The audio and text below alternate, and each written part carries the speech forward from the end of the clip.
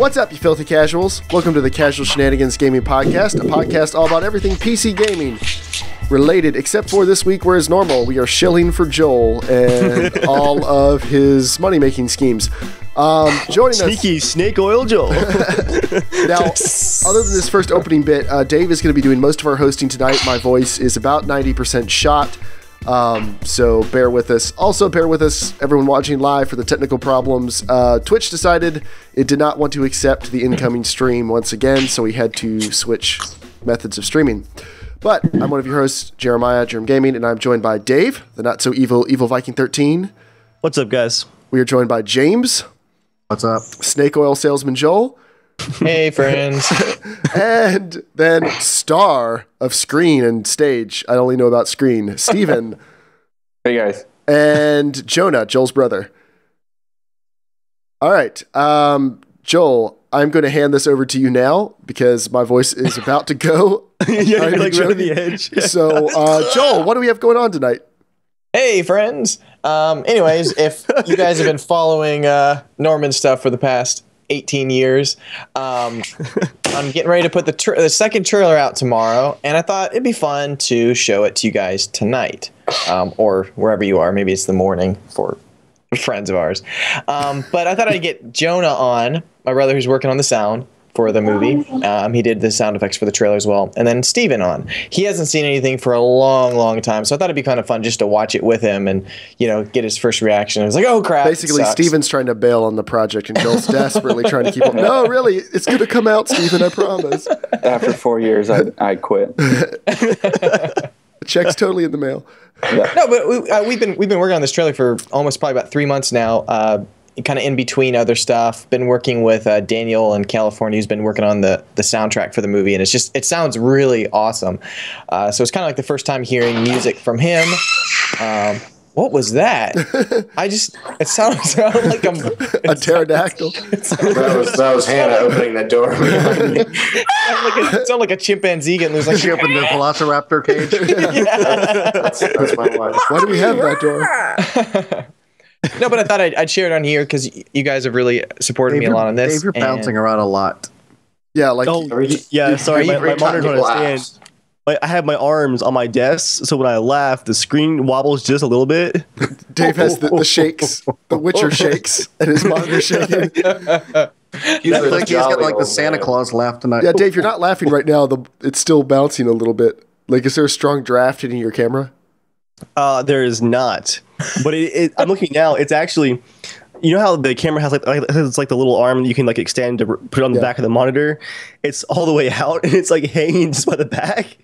So at some point during the podcast, it's just gonna go. All right, we'll let you decide if you want to fix that or not. Sorry, Joel. Yeah, go ahead. I might stick it to the screen. That's all. I just kind of wanted to catch up with you guys and show you something. So because I'm really desperately trying to get the movie done. We're hoping to just. Gosh, it's a lot of freaking work. Joel wants this nightmare to be over. And I know. It's been so long. But anyways, I wanted to put on another trailer because I really wanted to update the one from last year. And it's been literally a year since the last one. To replace that one, have something fresh, to show the new music that we've been working on for a long time, show sound effects, to hear the new Annie voice, like a lot of new things and stuff. And I just think it looks awesome. But for me, it's going to be like a little bit motivation, like, yay, it's exciting. All right, last couple months, let's get this freaking movie done. So yeah, anyways, I thought we could just watch it once or watch it twice after and then be done. So how many times do you want to watch it? I'm sorry. I only had us budgeted for one trailer. Okay, budgeted for one trailer. Sounds fine. All right. Oh, he's paying for this. Don't make me start another Kickstarter. Laughing. Don't you make me. Don't make Dave laugh, please. I'm gonna laugh till the camera falls. It's shaking so much. It's like a little earthquake over there. If you guys can see it, I can actually see the camera wobbling visibly each time that my monitor moves. Just Dave, like the monitor's not shaking. While we're watching the trailer, please fix your crap. I don't know how else to tell you. Just make your camera stay still. All right, is everyone ready? All right, does everyone have it queued? Yep. Yes. Yeah. Alrighty. Well, you got it queued too, Jeremiah? Yeah, I guess I'll go ahead and cue it off since I've got to start it for the stream. All right, what is this? The official second trailer number 2. Official trailer number 2 for Norman. 3, Right, 2, 1, go.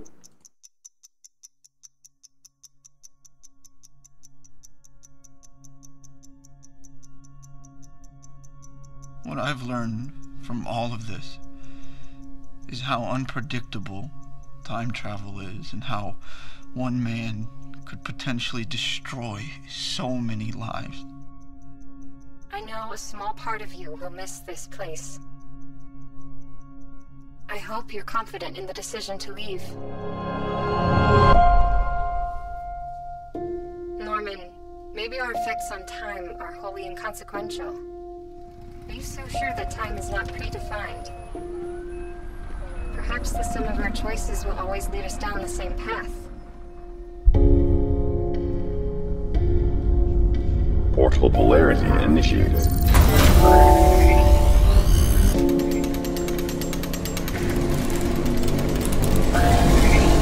This could be a never-ending cycle. We don't know what caused things to turn out this way. I'm sorry, but I have to do this.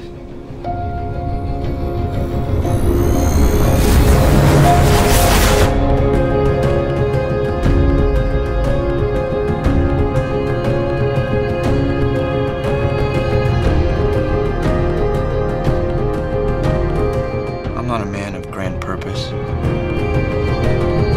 I'm simply a man who made a decision. A decision to do something different. I have to make this work. There is nothing else.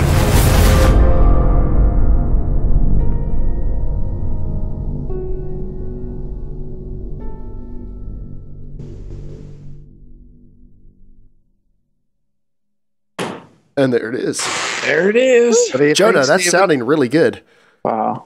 Thank you. Jonah did a great job. Okay, so Stephen, you haven't seen anything in a while. What are your thoughts?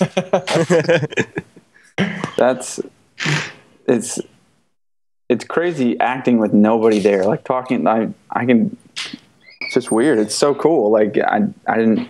Jill has told me he's been working on this for so long, and I was like, yeah, whatever. I know. But seeing it, that's really awesome. Like, because I know what all those shots look like without any of that stuff in them. It's just really cool to see. Wow, it's a good, and the music is incredible. Man, Daniel, that's awesome. Yeah. I'll send you the track, just the music only sometime soon. But dude, yeah. It's really incredible seeing some of the scenes in the middle of the movie with you and Annie. Dude, oh my gosh, Melissa did like a freaking amazing job. Like it's really awesome. It's really cool because we like James, we really worked to try to get her to like overlap a little bit over some of her words, or like when you're angry, for her to match like the intensity and stuff. It sounds so good. It's awesome. Like watching it. I showed Picor a couple clips and he was just like, oh my gosh, it's like, hey, it's like it works. You know, like just because it's like, you know, you're just acting to nothing, or acting to Jonah saying lines, or me or Picor saying Annie's lines. So it's really cool hearing it in there. It like the jokes kind of work. You know what I mean? Like it actually sounds like you're talking with someone else. It's really cool. So that's what worries me a lot. Like with so much of acting is listening, like responding. And each time, you know, I was in these dialogues with Annie or whoever it was. I mean, with Melissa, she was there in front of me. We were able to go back and forth. But talking with Annie was like, it was either Ben or you or Jonah or it was everyone but Annie. And it was like, I don't know, a really weird experience. And so I don't know. I just wonder how that translates like into when I do see it, like what, I don't know. It's going to be interesting. I want to ask you too, Joel. How confident were you that those scenes were actually going to play out once the dialogue was in? Were you worried that there was going to have to be some reshoots or some rearranging of stuff, or were you like pretty confident that it was just going to come together? Like, I mean, honestly, not not trying to sound cocky at all, but like no. But like, I knew my artistic vision would be perfect. Let me speak. Yes, sir, Mr. Guelzo. Going, Mr. Director, sir. No, I was just saying, like, I mean, for those scenes, like, I heard it in my head the entire time. You know what I mean? I didn't necessarily have the lines written, but he heard that along with but like I knew what I wanted. Like I like the way I would shoot the shots and stuff like that. Like when I edit, I could hear it. I could hear it in my head, and I was like, I was like really sure it would work. But, you know, I mean, honestly, in the back of my head, I'm always like going, I don't know if it's going to work. I don't know. I have no idea, you know, because it's crazy. You watch it without the sounds, you watch it without the music, you watch it, and you're just like, oh, this scene looks really long. Oh, this, like, is this intense enough? Like, is this getting across the point? Like one scene, it just blows my mind. Blows my mind. I won't tell you what it is. It's one of the scenes we shot like on the third day, Stephen, in the bedroom, right? You're talking those third day bedroom scenes. Third day bedroom Yeah, scenes. don't blow your mind. Joel, do you have an online rough that has all of Melissa's stuff in there that we recorded? Yeah, I do. But that scene specifically, I know what you're talking about. Yeah, with music, when you're talking about, anyways, your history, You're gonna cry, dude. It's seriously like, whoa, like holy crap, it really works. I was blown away. Like Daniel was just like, here, take a look at this. I was just like, oh my gosh, like it's crazy watching it. And I showed it to Pete, and he's like, oh geez, like this really works. Like Daniel, honestly, was probably the best decision of the whole movie. Like he's gonna make. whoa. see you later, bye. I was like he really Without makes music, that. Without anyone else, I'm kind of just on the street. That's what I'm walking away with. Hey, I'm in the same exact place. It's crazy how awesome it sounds. Like it really, really works. It's exactly what I want. And so he's only got probably about a month left of work to do. And it's going really well. He's starting back up on the regular Norman soundtrack Monday. But just to give you guys a hint of how many different versions Danny went through for this, just the trailer, probably like 18 or 20 versions. And we had a version really close, and just the last 3 days, he's like, I want to do something more. I want to do something different. It's not working. So he spent another like 12 hours redoing some stuff to really make it work. Like he is awesome. He really gets the idea. He's passionate about it, and he wants to do it really well. Like he just wants to push himself, do something different. And so I've been bugging him to try to get a video recording of him just talking about what he's working on and stuff, because I hate that no one sees him. Like he's done such an insane amount of work now, and I can't wait to show more of it. But I'm hoping to once he gets a couple tracks finished, I would like to just release one just to you know, hear a little bit, like a 5-minute piece. It's incredible, man. I can't wait. So, but yeah, that was awesome. Glad That'd be a nice Kickstarter perk. Yeah, because I think we released the soundtrack or something like that. So yeah, I think that'd be a great idea. But Sweet. Jonah, yeah, I'm sorry if you don't mind asking. We talked to Steve for a little bit. Jonah, how is working on the sound bin? Like you're doing all the sound for the movie except for the score, right? Yeah, absolutely. So and all the final mixing and none of it was recorded on location, right? So it's all. Yeah, that was the big deal about it. So we had released some other little featurettes kind of showing how he went about it. But yeah, I mean, we obviously didn't have a budget. Joel didn't have a budget, and I was on the opposite side of the country. So yeah, we brought Stephen, flew him back up from Florida, and for about, a week straight, we just redubbed all the lines. So we were up late every night, just hardcore going through the movie. But yeah, Stephen did an excellent job. I was peeing like every 10 minutes. The amount of water I was drinking. Dude, you went through, I think, 5 bottles of water with just one night. It was ridiculous. Is that a lot? Yeah. Well, yeah, it's a good amount. All right, for someone your size, maybe. That seems like a decent afternoon to me. I don't know. No, Jonah, I enjoyed that whole process. That was fun. Like, I don't know. I mean, I know that a lot goes into it from your end and setting it all up and everything, so I appreciate that. But it was enjoyable. It wasn't like, oh gosh, here we go again. This is going to suck. Like, I liked going in there, getting back into character and doing all that. So. Yeah, it's a very different challenge because you have to react. You know what I mean? It's just like a different way of acting. So, and the nice thing about that, like, obviously bad circumstance, ultimately, like, you don't want to have to redub all the lines, but I knew we could do it well, so I felt comfortable, you know, going that route. Mm-hmm. But, yeah, I mean, just the fact that because of what happened, Joel and you, we all had the ability to kind of switch up how you delivered some lines to kind of make some more impactful than maybe they were originally delivered on set. So yeah, it will be really cool. So now it's just to place all that dialogue and to get it where it really sits back in the picture and feels like, you know, he said it there on set. So. Mm-hmm. It was Just a funny to couple go weeks back ago. and do my lines again because I had like what, Joel, like 2 lines. So basically I stood in a sweltering hot room with you guys like egging me on and yelled at like a little monitor to like put the gun down. Yeah, drop the gun, put the gun down. Like I'm just yelling at a monitor in a corner in this super hot room just over and over and over again. It's hard to get into it. Like it takes some practice. I had these visual prompts so he, could know exactly when to start the line, and then we'd very quickly just say it over. just keep going. I'll sync it up later. But just a couple weeks ago, we recorded sounds in our church of a ping pong table being pulled just across the ground, the vibration, and then I bought this weird like thing that if you swing it. Whoa! Oh gosh! If you swing it with headphones on, you hit the chord.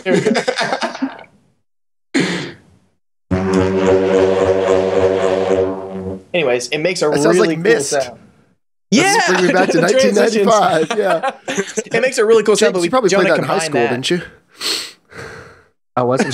So Joel got this bowl roar, I think it's called. It's some Australian kind of wind instrument. So we recorded lots of different material of that, and then I pitched different things and processed some of the material. So that's basically the kind of origination for the Time Machine sound, or at least the basis foundation for it. I have to say, for all the sound being done in post so far, from what I've heard, it's sounding really, really good. Like I think, Joel, I know you're planning on making like a behind the scenes documentary or short video or something about the movie. I think people are going to be very surprised at some of like the incredible things you've been able to pull out of your super small budget. Because I think when you watch the trailer, you can't tell a lot of it was done on like the ridiculous things that were happening right behind the camera to make shots. Yeah. First, Jeremiah's under the table, like holding onto a power outlet switches. It's like, all right, click on 1, 2, awesome. 1, 2, 3. Everybody, click. I'm glad you're able to join, Steve. I thought it'd be fun to watch it with you. So. I want to watch that again before we call it quits. Want to watch it one more time? All right. If we're done talking, I want to see it again. We're done talking. Sorry, Dave. Sorry. All right, hold on. I got to cue it up. A few people missed it, so we'll watch it. We'll watch it one more time, and then we'll let these guys go. But thank you guys for coming out and watching this with us. Yeah, thanks. Yeah, absolutely. Thanks, all right, I'm queuing it up again. Everyone ready? All right, in 3, 2, 1, go.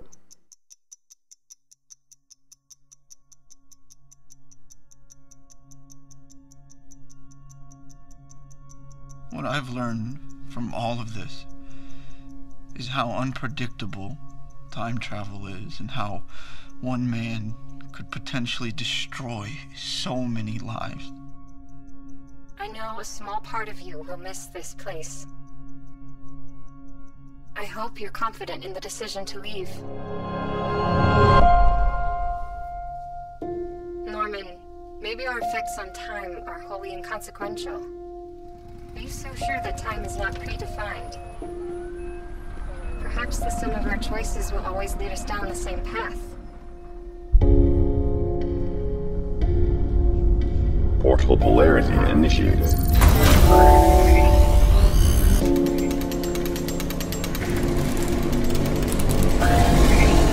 This could be a never-ending cycle.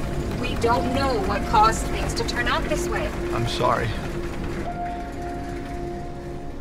but I have to do this.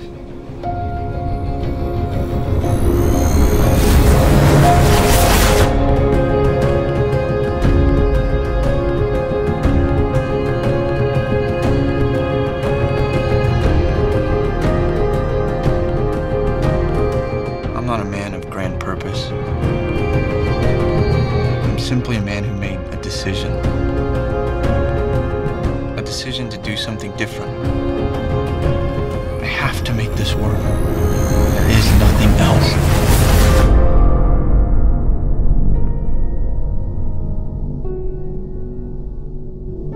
This will be officially posted tomorrow around 10:30 a.m. Eastern Standard Time. Sorry, Joel. I had Skype muted because there's people's background audio was going. So go ahead. I was just going to say, if you want to see the trailer again, I'm officially posting it on the Norman Facebook page tomorrow around 10:30 Eastern Standard Time.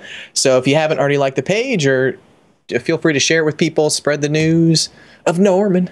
But yeah, it'll be on the page tomorrow. Spread the news of Norman. I want to bring up one more thing because I actually got to watch the trailer this time and not play with my camera the whole time. Joel, who's doing the design work for Annie's interface, the UI? That's me, my friend Ben, Eric, and Giancarlo. So it actually stood out to me in a good way because it looks like an actual device that you would use. It's the negative space. Like, it's not cluttered full of like techno bits flying around. Like it has an actual UI where you're like, yeah, I can see this is like actually a functional looking device. Dude, I like that a lot. Dude, Pcore designed an actual website that I sent the After Effects designers that you can literally drag and drop an audio clip onto it. He programmed it so it says audio clip ready. It actually says it. And then you can press I love that. You can press H on the keyboard and it brings up a menu. Then you can click play. And then what they do is they record it and it actually creates the Annie voice. And it was really neat. He made it so that like the little inner circle kind of like breathes. It kind of like fades in and out. Kind of like an old MacBook, how like the LED will kind of like fade up and down when it's sleeping. But yeah, so he did a lot of work just on that. But the UI around it, and there's a ton of designs that we have to do, like from graphs, from Annie playing a little music or pulling up a video clip or things like that. So it's a lot more work than I even thought it was going to be. But we're getting ready to get about 60 shots done, and then we'll have about 70 left to do after that. So we're slowly getting through it, but it's really tedious because it's one of those things where like, since I know since I'm designing it personally and I'm like working with people, I want to put every little tiny detail into it as much as possible, like get the times correct. So like if you see a shot with Annie once, it says her battery is like 60%. Well, I want to make sure the next shot, if she's charging, that it's like 68%. So it's like really frustrating, but like I can't help but not want to do it. So yeah, it's a little tedious, but we're getting there slowly. Sweet. And that, everyone, is Joel's level of dedication. Right? Kill me. Thanks, Joel. Jonah. You sound like me when I'm like making a map or something. The obsession. Appreciate it, guys. All right, guys. Thanks for coming on. Thanks. Absolutely. Talk soon. See you guys. See ya. Thanks for letting me do that. Your check's in the mail, right? Yeah, of course. Okay. All right, Dave, I hand the podcast over to you, to your tender, loving arms. All right, guys, that's it for tonight. Thanks for coming out. Actually, next up is the part of the podcast that we start with every week, unless we don't. It is time for the news. News time! Wait, what about the section you just skipped? Patreons. You know what? Let's do Patreon next, even though I'm the host. Oh, I'm sorry. Is your voice not going yet, Jeremiah? I'm just kidding. Well, he's actually dying now. Please don't die. You can actually hear the voice like just stop there. Man. Joel, go ahead and roll our awesome Patreon backers. Okay. First off, let me just introduce what is Patreon. Patreon is a way that you guys can support content creators like us. You can go to patreon.com/casualshenanigans and support projects like the Potato Masher project. That was all done with Patreon funding. And we have some new funders this week. I want to tell you about Evan, who pledged lots of money.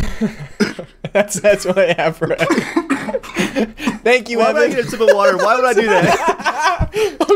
I knew it was coming. I'm gonna kill Jeremiah. Just stop. Everyone stop laughing. Joel, was that an Italian count? An Italian Count Dracula. I want to suck your meatballs. Wait, what? This is not PBS. Oh, sorry. This section is really gonna be bad.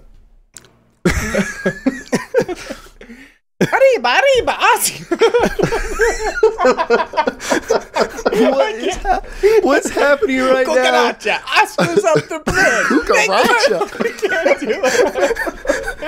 I can't even breathe. What is he trying to do? I was trying to do what's the little Mexican mouse cartoon guy? I was like, Speedy Gonzalez. Speedy Gonzalez. Yeah, I was trying to. It sounded more like Count Gonzalez. Thank you, Oscars, for your I don't know. Joel used up all his words in the first segment. I was about to say, does anybody else have the feeling that Joel put everything into the first section and his brain just like literally we watched it, like his eyes went blank and he's just switched off now. My part's Thank you guys done. for upping your pledge. We appreciate it very much. It goes towards awesome things and for providing you this awesome podcast. It doesn't just go towards the Potato Masher, which is a really awesome project that we like, but it also pays for the audio hosting for the podcast. And it pays lights? for the lights that Dave and I are using and Joel should be using if you would just freaking drive to Dave's house and pick the light up. They're in storage now, Joel, but I can get them for you one day. Also, Dave, I'm sorry I didn't tell you before, but the gain on your camera is a little hot. And then it also pays for the Teamspeak server. We have a Teamspeak server that's always in the description of the podcast. If you don't know the link, and you are welcome to come bring your friends. It's a community server. Come play, come hang out with us. Right now, we play Grand Theft Auto pretty much every single night around 10 p.m. Eastern Standard Time. Other games to follow. The Grand Theft Auto every night may end around Tuesday when The Witcher 3 comes out. Monday night at 7 p.m. EST. Is that when it goes live? It goes live at Central European time, so it's 7 p.m. Monday for the East. Oh, you didn't know this? Oh, I just made your day. I'm glad I could be here for this. But yeah, anyway, back to you, Dave. All right. It is now actually time for, eventually, once Joel comes back, the news. News time! There it is. First up, I'm not sure whose news item this is, but Rainbow Six Siege is releasing on October 13th. Official launch date. Did anyone actually play the alpha, or were we just all on vacation? We were all on vacation. I kind of wanted to play it, but I didn't. That's my news item. It's only noteworthy that it seems like they're trying to launch it before Call of Duty and the other shooters in the fall. So, which I'm sure they know is the only hope that game has of being relevant is if people are playing it for like a month before Call of Duty, which will almost guaranteedly be around November 12th to 15th, which is when it always is. Or they could try to be different than Call of Duty, bring something else to the table. They could, but still, it's going to be launching around the same time, so they don't have a choice. They have to get it out ASAP. Rainbow Six is a great play it after it price drops game. Or it could be a good game. For $60. We'll see. There were a lot of legitimate design complaints that I heard from a lot of a lot of people. It was an alpha. Yes, and they're listening. One of the worst complaints that I heard, everyone hated this. There were hit markers in it, which in a game that's all about tight quarters, destruction, tactical gameplay, people figured out you could blind fire until you got a hit marker and then mag dump through a wall and kill all the terrorists inside the room. Because you had unlimited ammo too. No ammo limitations and hit markers. So you just blind fire until you found the enemy team and then you just mag dumped. There was no penalty for it. They pulled hit markers this month in the build, so it's getting better. They're listening, but it is Ubisoft. So next up, crushing Joel's soul, The Division has been delayed again until 2016, quarter one for now. It's for the best at this Most point. Most likely. I mean, for us, we're going to have to get through our catalogs before we can even consider playing it. Yeah, our 2007 catalogs. There's no Dave chance will still be playing Witcher. Yeah, there's no chance we'd be getting to this game if it came out this fall, probably. Well, no, we'd play it because it's good, but to give it the amount of time it looks like it's going to deserve. Yeah. Delay it as many times as you need to. The Witcher was delayed quite a bit, and it's almost paid off. It would have sucked to have that game come out at the same time as Bloodborne, at least for me. Because oh man. Yeah, and now, interestingly, this puts it on track, if DayZ remains on track, for DayZ's launch period, around quarter one. Yeah, but that's not going to be an issue. Well, I'm wondering, will it? I'm sure it will cannibalize if it comes out at the same time some of DayZ's player base, but I wonder how different it'll be and if it'll be a permanent hit to the player counts. We'll have to see. It could be interesting. It can't really cannibalize DayZ's sales. DayZ's already gotten most of its sales.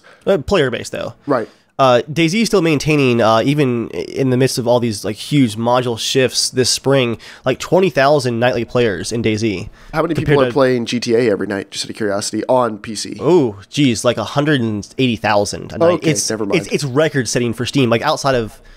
No, it did beat League of Legends one night, I heard. But it's up there every single night. Just once. And there's Hardline down to 700. Really? It's sub 1,000 per night now. Oh, it sucks. Broken unfinished DayZ is still 20,000 a night, and Hardline is 700. Man, that's like Titanfall now, because Titanfall had the last time I tried it actually 2 weeks ago. It was at, I think, 700 people playing it. Oh man, that sucks. That really sucks. And the DLC was given away for free too. Yeah, it got us back in for one evening. Matchmaking still was not great. Yeah. But I mean, there's only 700 people playing. Like, you really can't expect much, I guess. You think that would make matchmaking easier? It's like, hey, here's one person, here's a second person, play. It makes matchmaking easier, but not balanced matchmaking. Oh, right, yeah. Well, there was never any balanced matchmaking in that game. There was in the early months. The first few months were really good. When everybody was new. Yeah. And there weren't people who've been playing it for 1,000 hours. We talked about DayZ, so I'm just going to actually segue down to number 6 here, Joel. DayZ released their dev blog this week, and they're actually removing zombies for one patch as they're shifting modules. They're pulling all unaffected from patch 0.57 coming out probably in about a week and a half. It looks like they've gotten a 4 times increase in server performance, which is huge. Thanks to the refactoring of the inventory system. So inventory's faster. It hits the server a lot less. And the new what is it called? The global loot system, global loot economy. That's the word I'm looking for. That's also helping. So 4 times boost.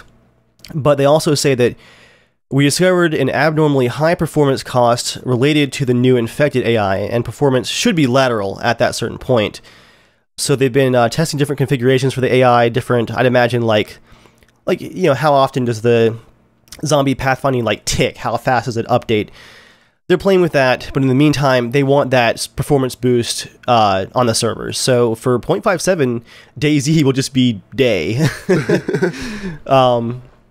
Which I'm actually surprised that hasn't happened yet. DayZ existed for 8 months with infected just running through all objects. That still blows my mind. Zombies, when the alpha launched, had no collision or pathfinding whatsoever. They were just point to point through everything. I'm surprised that wasn't pulled back then. Mm-hmm. Will this really affect gameplay much? Because how often are zombies really a problem in DayZ? Since the last patch, it does, because zombie counts went from, I think it was 700 to 1,600, and they also added spawns evenly across the entire map. So every town had zombies, and it was more of them. So for one patch, zombies were actually a huge threat, but they were super laggy and desyncy.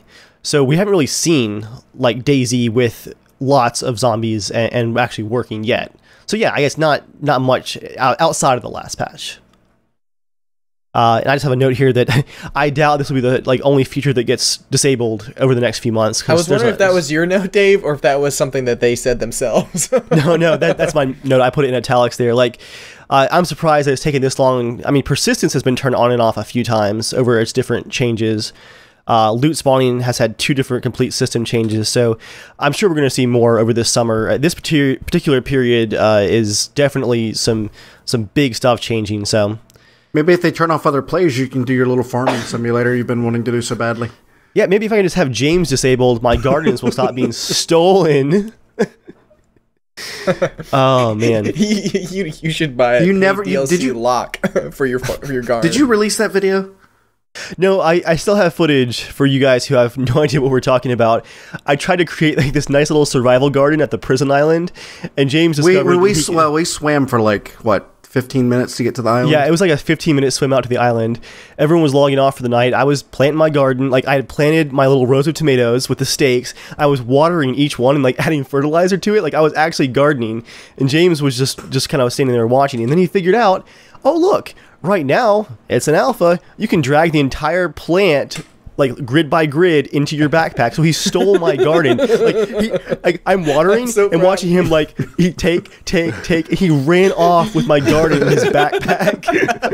I need to release that video. That was Dave. He's gonna say a little gunfight ensued. James, what was your plan? Run around till the plants grow enough that you can eat them? No, just to piss Dave off. I mean, that's my only goal usually. James, we're gonna build a house in the game. It's wait, why is the corner of it missing? That was the same night too, where I chased James with a shotgun for a while, trying to knock him out with it to get my plants back. And he was like hiding in a room. I heard him eating. He turned around. I had the shotgun right in his face, and he was holding, what was it, a can of sardines, right, James? I turned around, Joel, and like he has no weapon out. I caught him. I had my shotgun up. I had it in my hand because I was eating, and I'm just like, boop. He knocked me out in one hit. Dude, he hit me right like in the nose, and just I blacked out. I think I almost passed out from laughing. That was one of the funniest things that's ever happened to me in that game. Because the way that James turned around, it's like his character is like holding the sardines. James, you look so guilty too. Like you went like, and you're just like, boop, and just black screen all of a sudden. I need to actually just post that video. That was rice pack Shane was there for that. Shane was there for that. Joel, I'm going to have you cover the Assassin's Creed news because you were, I think, more excited about this than I was. You're excited about it? If he was excited at all, he was more excited than the rest of us. yeah, pretty much. It's one of those things where I'm like, crap. I feel like there's so many games of so many Assassin's Creed games out there that it's like, it's hard to catch up now.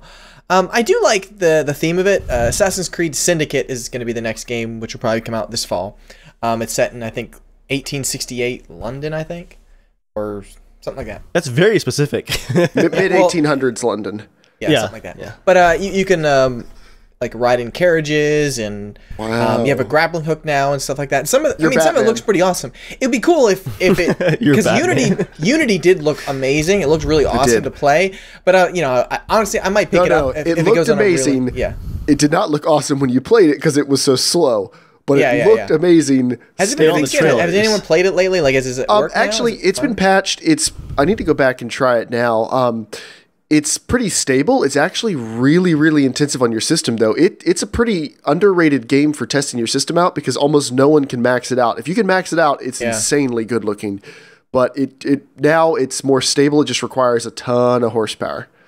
Yeah, I remember a dev post, one of the artists talking about like how much they had to crush their assets for that game. Like their artwork just got destroyed to get that game to function. Yeah. So I kind of want to see it maxed out. Yeah, the art team did an amazing job. I'm thinking like they'll probably use this engine for the next 4 or 5 years. And I'm excited to actually see what it looks like when our hardware catches up. Because right now, like if you want to have 60 FPS Ultra 4K, it's like 2 Titan X's are necessary, like $2,000 in just video cards to max that game out.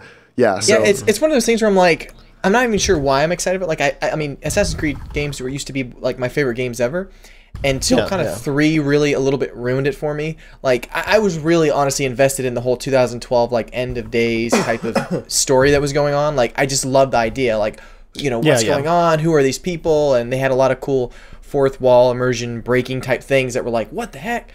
And then after that, like they kind of didn't really absolve anything. So now I'm like, they do have good storytelling in the game. So I might pick this up if it runs immediately, if it runs well right out the bat. So we'll see. I think for me, like all Assassin's Creed games, I love the trailers. I love the worlds that they create are really awesome. Like working on that art team's got to be fun because it's like a different setting every 2 years that you're working on. But the games are so copy and paste gameplay wise that I just can't get into them. So they're fun to look at, fun to explore a bit, but I can't see myself buying them anymore. With the exception of Black Flag, which was the best pirate game that's come out in years. Oh, you mean Assassin's Creed Pirates? Yeah.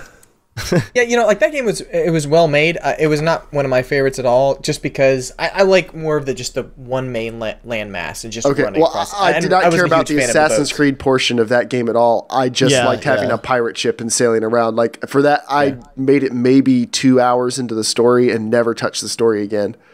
So, yeah, you had a ship to sail and bounty to be had. Yeah, well, that's that. Thanks, Joel, for the transition. Hey, no problem, man. No problem. Yeehaw, let's talk about our next news item. That laugh never changed, Joel. This one's some Battlefront news. Joel, you want this one too? Yeah, I would. Actually, wait, is it the same one? Oh, okay, yeah. No classes are... Actually, no, I haven't heard this news. The only thing I saw was that E3 was going to be showing off Battlefront. First gameplay, yeah. Yeah, first gameplay. Who posted this one? I'm going to guess Jeremiah? I posted it. Some people are really upset by this because it means that there's a cheap, gameplay tactic or weapon that you can have, everyone can use it with impunity because there are no class or squad separations in Battlefront. We don't know much about it yet, but the implication would be that you're just on one big team, which I don't see why you wouldn't have squads. If it was 20v20, like it seems like that would work within the universe, the cinematic universe, to have a squad of soldiers. Probably because no one uses it in Battlefield. They only use it because you kind of have to. That's literally why. That's potentially, yeah. I mean, maybe because the people who are going to play in a cares. squad are already going to be on TeamSpeak playing in a squad anyways. They don't even need the squad. But I'm really glad for the no classes. Just get rid of all that crap. Just have a few little like weapons and stuff done. Just, every feature they talk about taking out of the Battlefield formula, I'm excited about. I had no problem with classes, though. I think it makes sense for Battlefield. I think it could make sense for Star Wars. Dave believes in a class system. They just don't need every class having 50. We've got no class, Dave, like you. Joel just doesn't want us all to pretend like the classes are all equal. Yeah, Joel, I'm not arguing for classes that then have to have 30 different weapons for each. In Battlefield 2, there were 7 classes, which was actually, I think, still too many. I think 4 is actually a good number. But each class had like 3 unlockable primary weapons, and you didn't change like anything else. I thought it was only 2. Yeah, but the thing is, the way Halo 4 did it, though, is it was like, if you unlocked a weapon, just pick it. You don't have to like choose a class. You just choose the weapon you like and you play with it. So like if you want to play with a rocket launcher and then you want to play with just a pistol, you're good. You don't have to pick the class that only has a sniper rifle and the pistol. Yeah. Only this and that. I like just choose what you like playing with. I think that works fine. I don't think it's going to mess the balance of it because it's not like the Battlefront games are very balanced anyway, so it's not going to for Battlefront, I don't think it's going to be a huge deal. No. Next up, did you guys hear about this one? There's a new Gears of War coming, apparently. We'll talk about this on our PC Gaming podcast.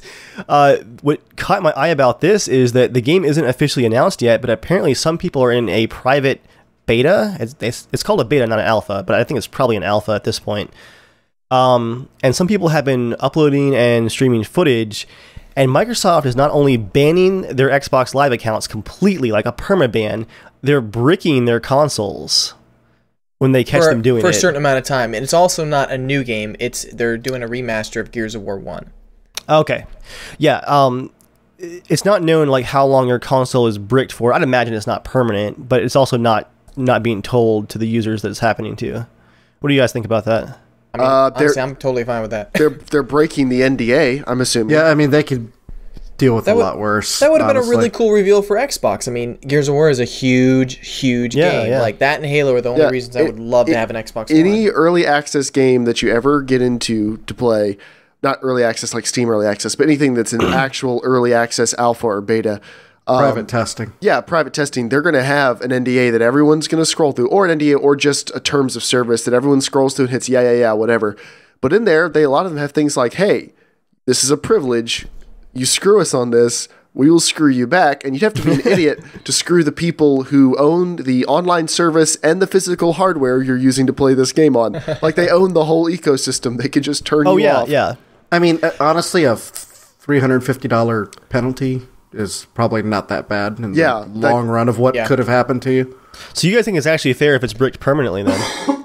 Oh, yeah. I think so. I mean, yeah, really? I mean, it's in the terms when you. I mean, it's in other terms. I mean, they could probably push legal action against them if they wanted to. Yeah, I mean, you really could get screwed over huge. By this. Yeah, definitely. It's a big reveal. I mean, like, okay, so let's say if it was worth, you get paid, get charged $50,000. Oh well, it's still your Xbox. No, screw that guy. Like, sorry, you buy another Xbox, have fun, and you're never gonna get a early access of a game like this ever again. What about this one, guys? Your Steam accounts. You are in a Steam beta for Half-Life 3, and you post a video clip from it, and now your Steam account is banned, and you just lost 10 years of games. Did the NDA say you may not broadcast or show this game in any form or fashion? Legally, Valve's covered, but is that a fair penalty still? Yeah. What's fair? Is it more fair than them suing you? I mean, I'd rather take the penalty and lose a bunch of games I've mostly played. Like, I mean, imagine the amount of losses they could put against you. Oh, for sure. Yeah, that's the easy way out. It sucks for the person doing it, but the moral of the story is, like, don't do it. That's also saying, like, is it fair if you go into a bank with a gun and get money from them that we should just take you away from society and put you in a box for years? Is that fair? It's like, well, the idea is you don't do the thing in the first place. Like, you can argue about is the penalty fair, but the point is it's supposed to be severe enough that you don't do it. Yeah, don't do it. Yeah, I think I personally, though, would prefer that the penalty actually be 100% related to what you did. It would suck to get sued, but I think I'd rather have a separate, like, I'm being sued versus, like, they're taking away things that are unrelated to to what I did. They're not taking, I mean, their service. Yeah, their service. That's unrelated. It's their service, which you with Steam. Important for everyone to remember. You do not own those games. You license those. You license those games, which it's can no be different. It's no different for any console game either. Yeah, you don't own those games. You're still licensing. I'm not arguing the legality of it. I'm arguing that, like, personally, I think that there's a kind of a gray area, maybe a line that's been crossed. Just in my opinion.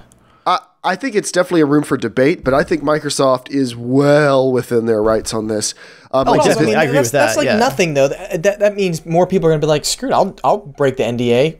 Yay, what's the worst going to happen? Well, you know what I mean? Like, I think if they don't do something severe, like, you know, I don't know, at least severe enough, because they're not going to, I mean, here's the thing, like, I was even related to Star Wars, right? It's, they have to read the script in this, like, tiny closed box. It's always monitored. Like, the script is read, so you can't take photos and stuff on it. It's really hard. But anyways, here's the funny thing, right? One of the guys was in an article saying, what if somebody accidentally slips a spoiler, right? Lucasfilm is not going to come down and sue one of their actors millions of dollars by doing it. But they also have to keep the facade up of, we will sue you up because it is going to be more and more tempting to do it. Maybe not one of their main actors, but what about someone just working on the set as a grip? Yeah, exactly, yeah. Yeah, they'd be fired, probably. Yeah. They'd have a hard time. They would never work in Hollywood again. And so they're permanently bricked from Hollywood. Yeah, James, that's exactly what one of these articles said. They said, like, one of these guys breaking this NDA, it hurts the company building the game and the people working there, that basically the publisher, people are giving, you know, the company money to make this game, the HD upgrade. Yeah, there's thousands of people that are messed up. Okay, so your group, leaks get out. We're not going to keep funding a company that leaks get out because that loses money. I read this crazy article about, like, you know, film distribution, right? Because I'm getting into that kind of stuff, right? Well, this one guy was telling his horror story. He finished his film, he sold it, right? It was like 3 months before it was supposed to go out, like a video on demand and everything. Somebody leaked it online because they didn't do a certain, like, you know, screener for people. It leaked out online. There were so many people that saw it and downloaded it, like, because just there's a lot of other, you know, like, third world countries that just download this stuff for free and they try to sell it. That's how they make a lot of money. And it got seen so many times that the distributors dropped wanting to pick up the movie because it was like, oh, it's already been seen. Like, that's probably about your audience that would pay for it. There's no more value anymore. Yeah, like, I would be so pissed if that happened to me. So, like, people who torrent and download all this stuff, I'm like, you are hurting people. Like, you possibly hurt that guy's, like, how many years he worked on the project or whatever he put into it. So yeah. No, I'd say. I mean, but for big companies like that, I mean, they spend a lot of money doing research. They spend a lot of money preparing their market plans, and so they have to control what footage gets out. I mean, you can't stop it once it gets into the review area, but well, some companies do. But no, the PR is all about controlling perception. I mean, that's all. But you spend a lot of money controlling that perception, and when it gets leaked out, I mean, that's really damaging. You have to kind of. I mean, granted, it's probably not damaging to them, but if, you know, a company releases a brand new game or new IP and footage gets leaked out before, I mean, you have to rethink your whole marketing plan. Just as an example, some instances, Witcher 3's marketing budget is twice its development budget over 3 years. Their marketing budget, like this year, is twice their development budget. It's insane. It's a huge deal. Now, Dave, just think about this. Yeah. E3, they're going to reveal this trailer, right? How many comments, how many people are going to hear, we already knew this, why did they announce it? We knew it already. We've known it for 6 months. You know, and giving everyone like comparing that douchey crap. I was going to say, giving everyone comparing the Witcher trailers, someone's going to pull, like, the leaked footage and be like, well, why does this look different in the official trailer? Like, what are you trying to do here? Exactly. It does hurt a lot. But here's one more example for me. I think this is a better example of where I'm coming from for this. I think this system that we're in now, where we're trapped in multiple different ecosystems with licensing. How about this? 20 years from now, you drive a smart car, and your smart car says you can't modify anything in the engine or the control panel. And one day you because decide there's 10,000 volts in here and you will die. Oh. But sorry, I know what you're talking about. Yeah. I mean, this is actually partially happening right now. There are systems in your car that you're not allowed to modify, that are protected. The software is protected. Let's say you modify it, and you like release a patch, like a custom mod for your car, and the manufacturer says, okay, you broke the license agreement for the car. We're going to take the car back. We're going to repo it. And your wife's car, which is also our brand, we're taking that too because it's part of our ecosystem. You're now a banned user of our cars. Like, it's an extreme example, but I think apples and oranges. I think that gets more. Yeah, I think that would get complicated too quickly because you're not licensing the right to a car. It's an extreme example, how but it currently works. Now, if you're leasing the car, they could take your lease back. Yeah, but they have government regulations too about that's true. That's also true. I mean, don't get hung up on the example itself. I'm talking more about the fact that so much. Come up with a better example, Dave. That sucked.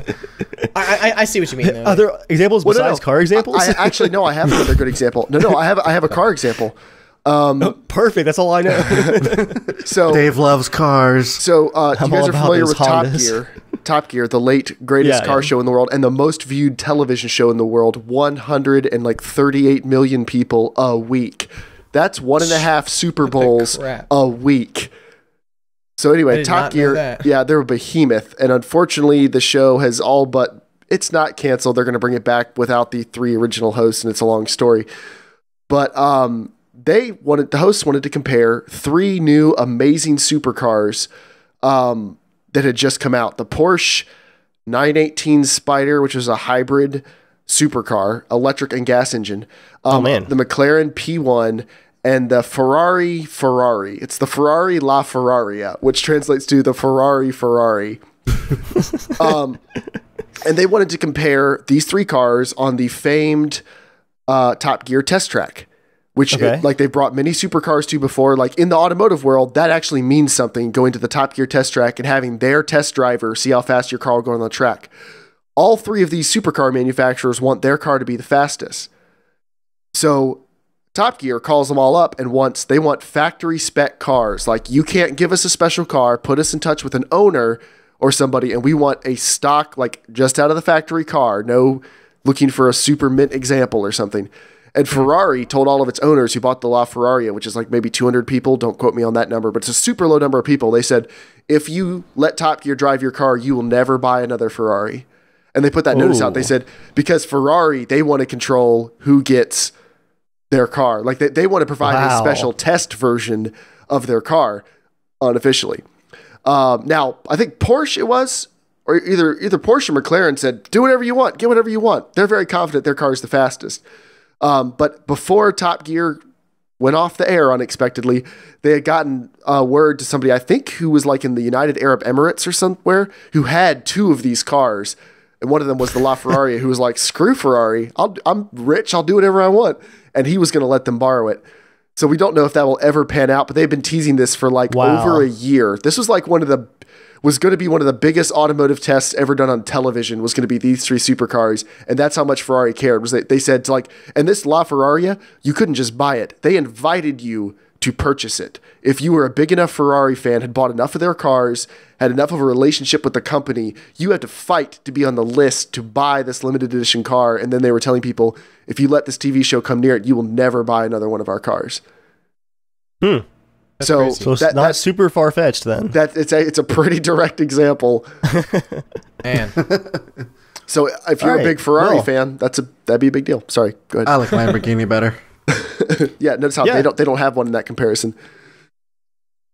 Well, we'll move on from that. That was a fun discussion, though. I think next up we've got some mail, possibly.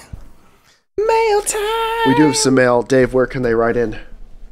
You guys can write into the show and be featured here live and on iTunes if you write into casualshenanigans@gmail.com.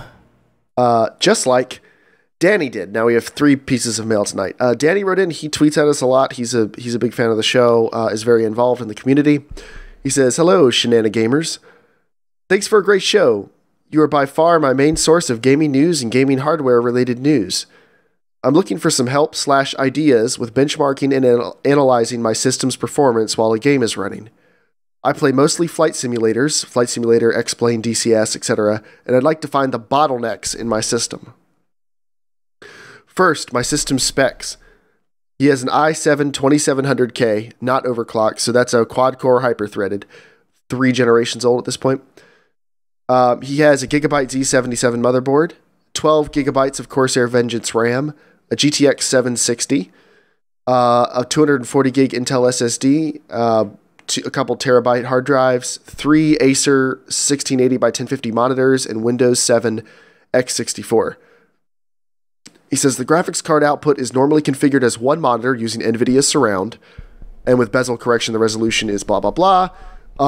That part's not important for this. He says, I was wondering what tools you could use or recommend for benchmarking performance while a game is running. He wants to log values so he can analyze the effects each tweak has in performance.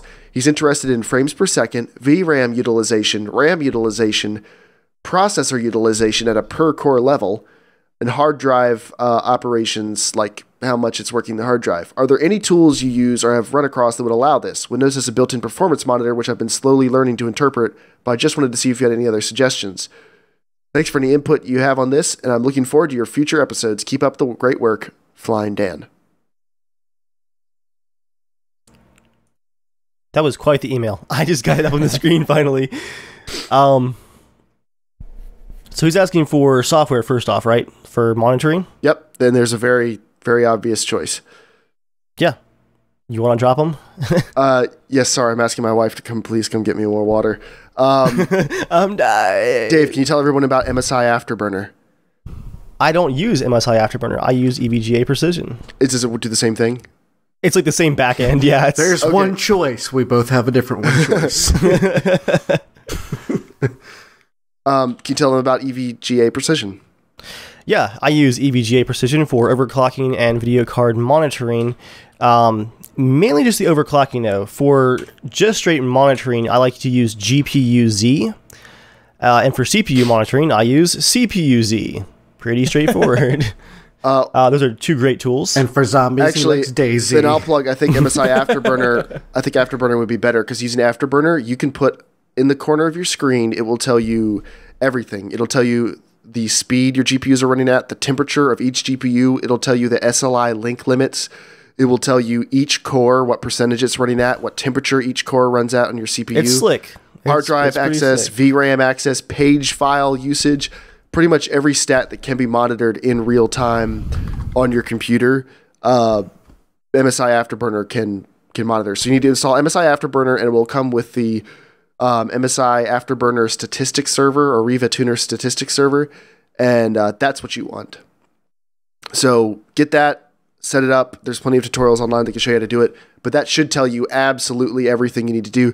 It won't tell you which programs are accessing your hard drive the most, but it should tell you everything else. Task Manager in Windows 8 is actually very good at doing the hard drive monitoring. If you have Windows 8.0 or 8.1 or 10 technical preview or RIP Jeremiah, then you'll be able to pull up your hard drives and see which programs are actually spinning your spindle drives or putting your SSD to work. Mm-hmm. So yeah, that's the benchmarking stuff. It's a pretty small set of tools out there, but MSI Afterburner is probably the catch-all that you want to look at if you're new to all the tools. Yep. All right, Dave, do you have access to the other emails? I do. Can you read the one from Joe? I'm going to go fill my water up. All right, Joe, yes, I see him there. Okay. Question for the podcast. Hey guys, looking for some advice on upgrading my PC that I built a while ago to run GTA 5 and The Witcher. Well, because The Witcher deserves all your love and attention, you should just open your checkbook and throw it at the internet and give The Witcher 3 whatever it deserves, which is everything. He's aiming for 1080p at 60 FPS on high settings, so not ultra. We haven't seen ultra yet for The Witcher 3. And he's thinking about changing his case to a larger one and upgrading to the 970. It's also got a link here. I'm going to pop it in the chat for you guys for his current builds, because you guys can actually use Skype chat. So yeah, he's got a relatively modern system. I love this site, by the way. PC Part Picker is fantastic. He's got an i5 4770 or 4570. He's got 8 gigs of RAM. He's got an SSD. He's got a spindle hard drive, a Black Series. That's a great hard drive there too. Yeah, the mini ITX case, I think, is the weak point, along with, of course, his GTX 660. So, honestly, Joe, you've got it set right there. Does he have enough room to even run it on his solid state? It's like 50 gigs, right? Oh yeah, GTA 5. Expect it to go on the spindle drive. It's 60 gigs. Yeah. The Witcher's 35. The Witcher, okay. If you recommend he's going to get a new video card, there is another option. Sorry, go ahead. I was just going to answer his question first, and then I'll let you provide the alternate opinion, because it's probably going to be AMD. No, which is good. No, it's not. It's not. You're good. Keep going. Because he's aiming for 1080p 60 FPS at high, I think the 970 is a really great choice. 1080p is where that card really shines, the single card solution, but you will need to get a larger case. That mini ITX case is not going to cut it. Power supply should be okay. 500 maybe watt if you cut a hole in the back. that'd have like awesome. a big tail. Like weld marks around the hole. All right, so here's my alternative. Looking at that case online, it actually can take a decently long graphics card. So if he wanted, he could probably do a full-size card, but even if you don't want to do that, there are mini ITX versions of the GTX 970. Ah, that's true. For only about $20 more, you can get, if you like the rest of your build, there's no reason you have to change it. Gigabyte and Asus both make mini ITX single-fan versions of the 970. Now, that obviously means you couldn't SLI or anything else, and which you can't do in that case anyway. But those are good cards, and they perform. They don't overclock that well, but at stock speeds and for 1080p, you'd be fine. Yep. Those cards would be great. So check those out. And the rest of your build is decent. Your power supply is a little cheap. It is a Corsair, but it's their CX series, which is their cheap series. If you have a little bit of a budget, you might consider getting a nicer power supply since you're going to be feeding a 970. Also, I don't know if the CX500 has 2 PCI Express power connectors or not. So I might think about a better power supply and then a mini ITX 970 or a regular 970. Measure your case. You might be able to fit a regular one in there. Good call. But yeah, if you wanted to get another case, I mean, you could. There's no reason you can't. But if I had a mini ITX build that was working, I might keep it. That's a nice little form factor if you don't need the extra hard drive space or something. That is a cool case. So, and you had the Zotac, the mini Zotac 970 just briefly, right? No, I currently have a Zotac 970, not the mini. Wait, which one are you thinking about being brief? I don't even know. I know that you were looking at one point at the mini 970, and I'm not sure if you actually got it or not. So. No, the 970 I got last week is a Zotac. It's the regular length PCB, so it's not a mini ITX. Oh, okay. But the regular PCB, it's short. It's maybe like 7 inches total for the whole card. The Gigabyte one, is huge. Yeah, it has, I think, 3 fans. Yeah. So most of them are is triple that fans. good? Is the longer ones fine, or does that mean it's not as good? I don't know. It doesn't matter. It's just spread out more. It just gives more cooling performance, so it theoretically gives you better overclocking. It's really quiet. Oh yeah, really Joel, quiet. I don't know if you knew, but the 970 at like your desktop, the fans turn off, actually. Really? Yeah, it only turns the fans on when it hits like 65 degrees Celsius. If you're like on your desktop, on the stock fan curve, you can modify that. Yeah, so like if you're just like watching YouTube and whatnot, and it's not really using the GPU, your fans are literally off on the graphics card. Yeah, I can't hear it. Yeah, it's barely. It's impressive. It's impressive for sure. Do we have more mail, Jeremiah? Yes, we have one more. I still think he should upgrade his hard drive. The SSD. The SSD or the hard drive? The SSD. I'm still running all my games except for Arma. I'm running off of a mechanical drive, and it's totally fine. Like, I never feel the slowdown from being on a mechanical drive. It's not the one my OS is on, which makes a big difference. Yeah, but loading for a game like Witcher. We'll see. I mean, I'm going to be running The Witcher off a mechanical drive. There's supposed to be no loading outside of the initial load. There's if you transfer like continent areas, it'll have a load screen, but it's like 3 main continent areas, each one bigger than Skyrim. I'm ready, Dave. I'm so ready. I know that just. Can we just pause there for a minute? Everyone just sit there and absorb that. We'll get there. There's more. There's something coming up about that. So last bit of mail is from More Pie. He says, "What's up, you filthy seal slappers?" That just does sound dirty. I fell behind and I'm just getting caught up on a small backlog of podcast episodes. I just got to the bit about the GTA 5 crews and how you think casual is a banned word preventing you from registering casual shenanigans as a crew. For the longest time, my brother and I have called our multiplayer groups Madcap Shenanigans for Mad Hatter and the Captain, which were their gamer tags. We still do, even though our in-game names have changed over time. we ran into the same issue, and I think you're wrong about the banned text. It's the NIGA in Shenanigans that triggers the word filter. We successfully registered Madcap Shenanigans using an E instead of I, which is a historically authentic alternative spelling, thankfully, because etymology matters. More pie, formerly the captain. So now, also a seal slapper, since I just realized I could join multiple crews.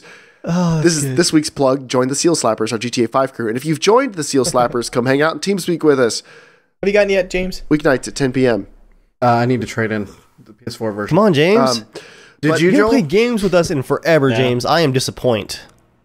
Joel doesn't either. Well, Joel, screw you, Joel. Once again. Joel, did you listen to the podcast last week? I enjoyed the 15 screw you, Joels. It was great. Actually, I'm going to say it was a really enjoyable podcast. And the ones that I do miss, I really do look forward to listening to it. I usually set a little bit of time in my day to just listen to it. But we took a drive and went to visit Joy's sister, and it was just I think it was a 5-hour drive, but man, it really helped for the hour and a half. I was like, come on, just a little bit longer, because that hour and a half went by really quick. So. Very few people ever. 3 hours later. Yeah. Is anybody else getting stream issues? Nope. On the podcast? Okay, it's just me then. That's fine. What is next? I think that covers all of our news, all of our mail time. Joel, one more time just to close it out, maybe? Mail time. Which you can be a part of by writing into casualshenanigans@gmail.com. And now, that section known as... Let's just say it again, Joel. Potato masher? No. You wanted to mail time again. Yeah, here we go. Ready? Okay. Third time, just for me. And now that section known as... Mail time! Is over. Next up, we're talking about the potato masher. And I'm going to turn this back over to Jeremiah, because the potato masher is his baby. All right, so it's all of our baby, Dave. Except for James, who just is condescending about everything. James is the step parent who doesn't really want to be involved. No, Dave, I'm the parent that doesn't want to be involved. Yeah, he's a parent. Why are you making him a step parent? Of the potato masher. It's even worse. He's the deadbeat podcast dad to the potato masher. There it is. So anyway, we have a new potato masher video for you this week. Just so you guys know what's in the pipeline, Project Cars and The Witcher 3 are my two next projects. Part of the issue is going to be that Gamefly, which I use to get PS4 versions of games to rent them, they have low availability of Project Cars, and I guarantee they're going to have low availability of The Witcher 3, so I don't know when I can get my hands on PS4 versions of those games. If I get them in Redbox in the area, I will go rent them from there. But I want to have both of those out as soon as possible, but I've got to wait until they can send one to me. So please bear with us for that. But this week we have a requested game. I wasn't that jazzed to do it, but a lot of people wanted to see it. So this is Mortal Kombat X. I'm going to send out a link. This is an unlisted video. It'll be going live shortly. I'm dropping it in chat. Hosts, you guys can go ahead and pull that up. I reviewed Mortal Kombat X on the Potato Masher, so we're going to go ahead and watch the review as soon as everyone has the link ready. Hosts, you guys let me know when you're ready. People on the stream, you can watch it via that link, or you can watch it when I'm about to put live in the stream. Ready. Good to go. All right. I'm just going to cue the video up. And 3, 2, 1, go.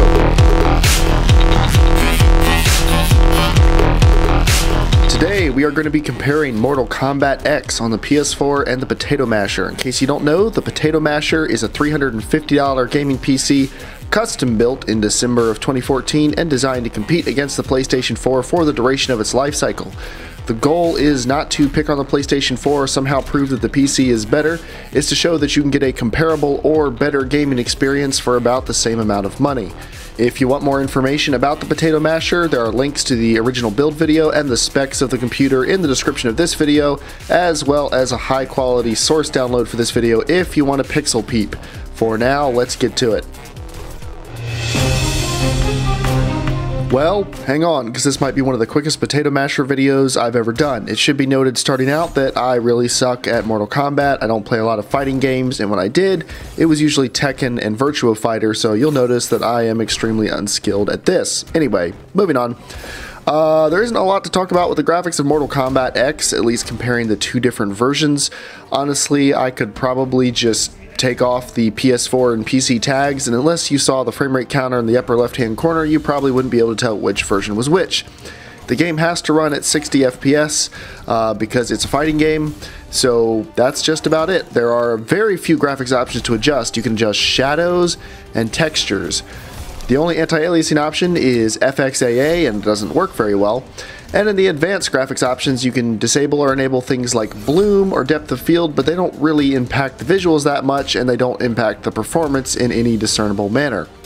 Normally I would have all kinds of fancy comparisons and zoomed in shots showing you which version was slightly better, but really the game looks perfectly fine on either system. Neither one has a huge advantage, but if you absolutely must see which one is better, here you go. Okay, so the PC version has a tiny bit more detail for sure. As to which one actually looks better, I don't know, decide for yourself.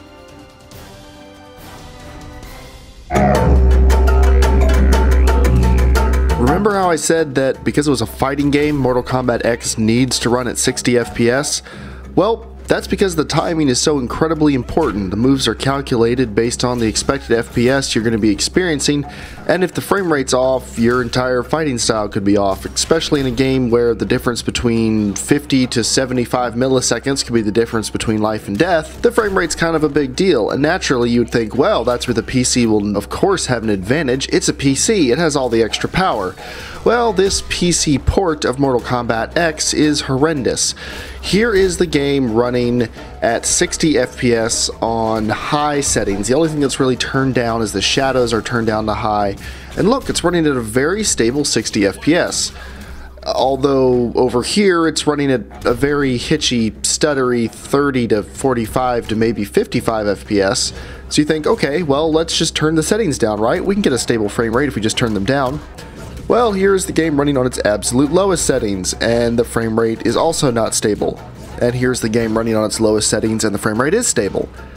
There's no rhyme or reason. You can just restart a match, and maybe it'll be 30 to 45 FPS, or maybe it'll be a locked 60 the entire time.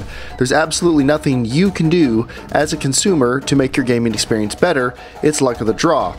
Now, I understand that this may work better or worse on different combinations of hardware, so it's possible that not everyone is experiencing the same thing we are experiencing with the potato masher, but the problem is very real, and a quick Google search uncovers plenty of other people who have the same exact frustration. It's compounded by the fact that we're not allowed to change many of the graphical settings, so we can't dial the experience in just the way we want it. On the consoles, the game does run at a pretty locked 60 FPS the entire time, although on both platforms it drops to 30 FPS for fatalities and cutscenes, which honestly doesn't really make any sense because there's no 30 FPS platform that's being released on. Overall, the frame rate is a giant train wreck on the PC, and that's the primary reason I would say you should probably not pick this game up. But yeah, let's talk about that in the conclusions. Will the game run at 1440p? Yes. Will it do it at 60 FPS? I don't think so, but I can't tell you why. Because if the game can't hit 60 FPS, it very quickly VSyncs at around 30 FPS. I can't tell you if the game is running at 55 FPS and we're very close, or if it's running at 34.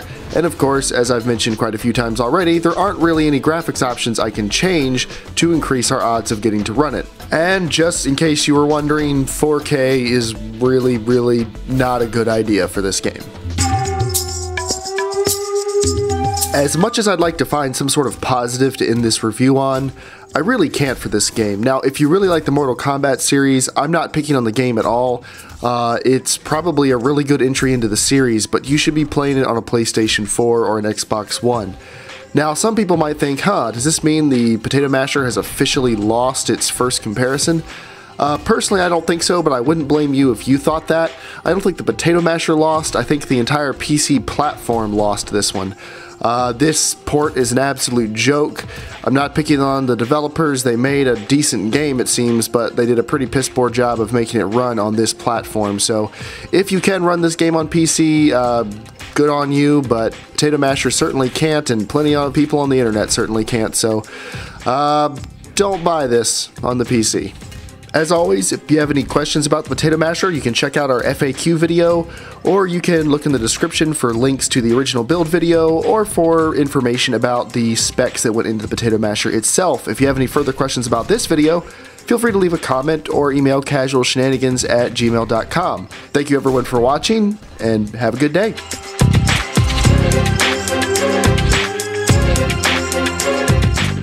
That was Jeremiah's least amount of excitement ever. I liked your summaries though, both of them.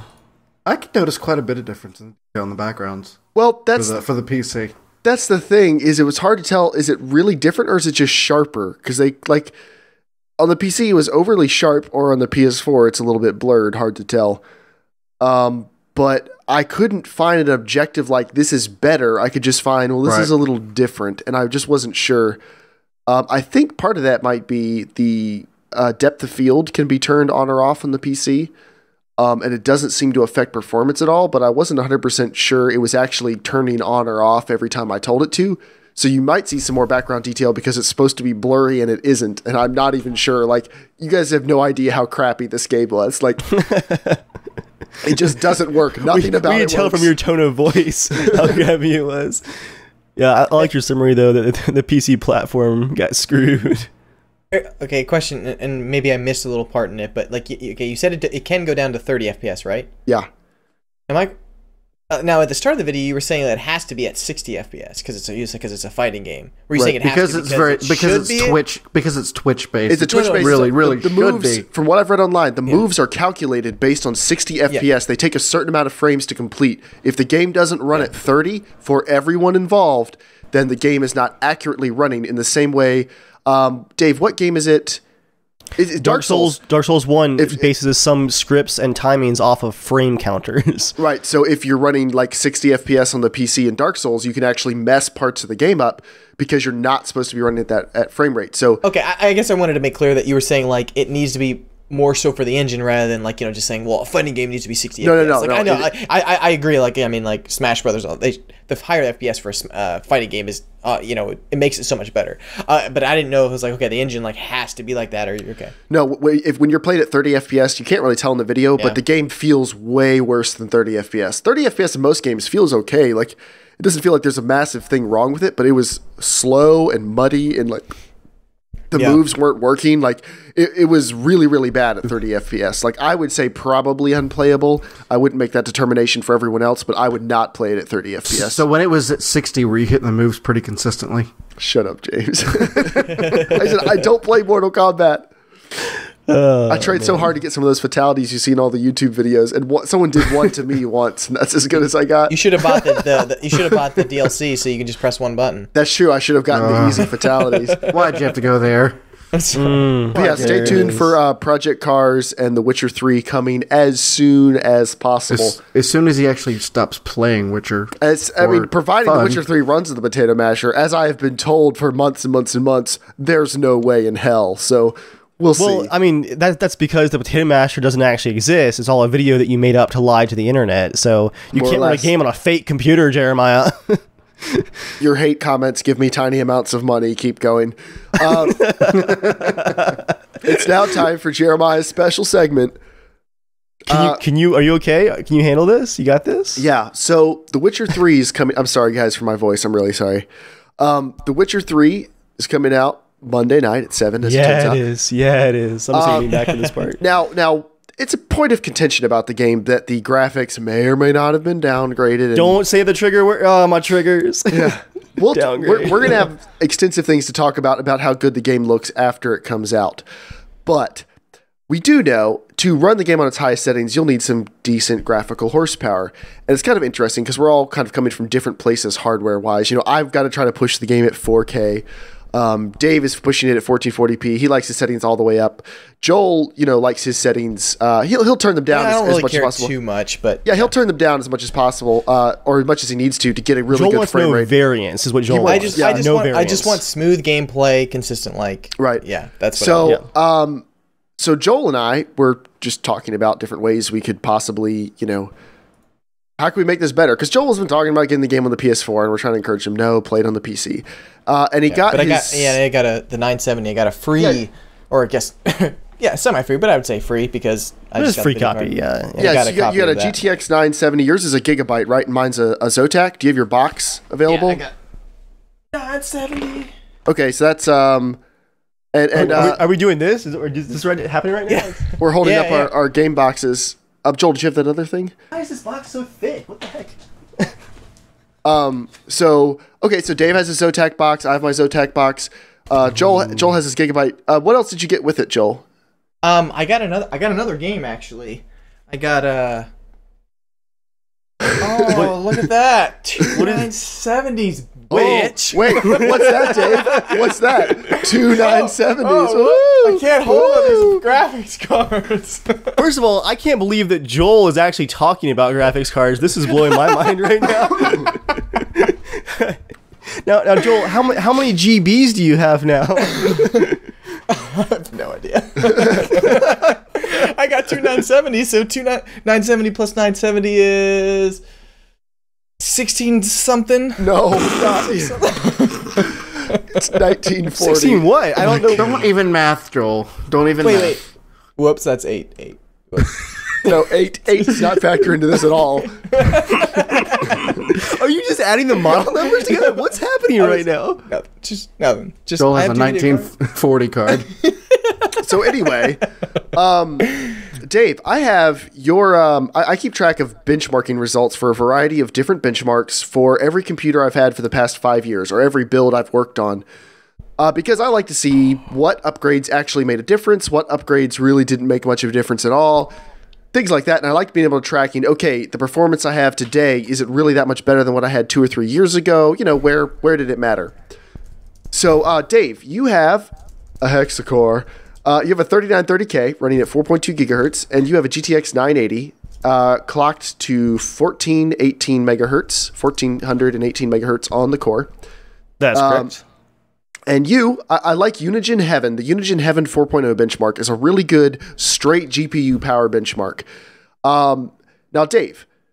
Yes. When you had 2 GTX 480s running in SLI, your Unigine Heaven score was 1133.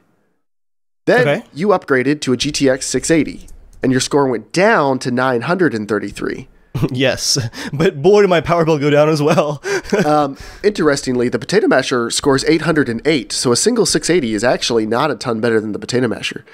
But then you went to 680 SLI, which I never got your test scores from. And then you moved up to your 980, which has turned in a very solid score of 1699. Oh, wow. So that was a nice big upgrade. I'm scared. And now Dave doesn't know this part. My GTX 970, when I had a single one, I overclocked it a fair bit, and I was able to churn out a score of 1492. So I'm only 200 points behind your Unigine Heaven score with those cards are solid, and that's an overclocked 980 that you're using too. So if you didn't overclock your 980, it would be even closer. So Dave, you've talked to me before, and you said you're considering going back to 970 SLI, but you want me to test it out first if I got SLI, and confirmed that the memory issue wasn't a big deal, and that it was actually worth the performance difference, because it's a little bit more money for you to get 2 970s, but it's actually like $50 more for you to have 2 970s. Yeah, it's like $30 more. And the reason I didn't go for that before, that was my original plan last year with the first 970. But what changed my mind was there were a lot of reports of people saying that the SLI for the 970s was just a bad experience. And that's something that you really can't test. Like, how does the frame timing feel without it like sitting right in front of you? And I was so nervous about it. I'm like, I don't want to risk it. What about the 970 SLI was supposed to be a bad experience? The memory was supposed to really crush things at like 1440p and whatnot. Okay. So your score was 1699. I have Joel's Unigine Heaven SLI score in front of me here. These are all run at the same settings in case anyone's curious. Okay. How much of an upgrade in that score would you need to see for it to be worth switching? Realistically. Considering your 480 SLI was 1133, a single 680 was 933, what would you want to see? What was Joel's single card score? Oh, I don't have a single card score for Joel. My single card score was 1492. When I had my old 970 before it burned up, my score was 1424. because it would cost me so little, and honestly, I'm planning on flipping the 980 as soon as possible before it loses too much of its value, because the card is great, but it's not worth what you pay for it. Right. I got the return because Newegg was offering it, basically, and that was about it. The reviews on the 980 is a very good card, though. It's a good card. Good It's just card. it's not worth the money. They charge way too much extra for it. But anyway, what would that score need to be for you to go, this might be worth it? 22 or 2300 or more, I think would be enough for me to flip it like next week. like well, just go Joel's ahead and eat score was 2285. Oh, that's really good, man. That's right on the edge, though. It's Dave, not like blowing me out of the water. Are you sitting down? Okay. I overclocked my Zotax. Oh, here we go. See, Jeremiah knows what he's doing. Let's move on from Joel. No. Joel's cards run cool and quiet. Mine are a little more on the ragged edge. Both of my cards together are not as loud as my single 290, but they're in the ballpark. They're not as hot and they're not as loud, but they are. You can definitely hear them if you take your headphones off, and they definitely make the office a little warmer. But again, still cooler than the 290.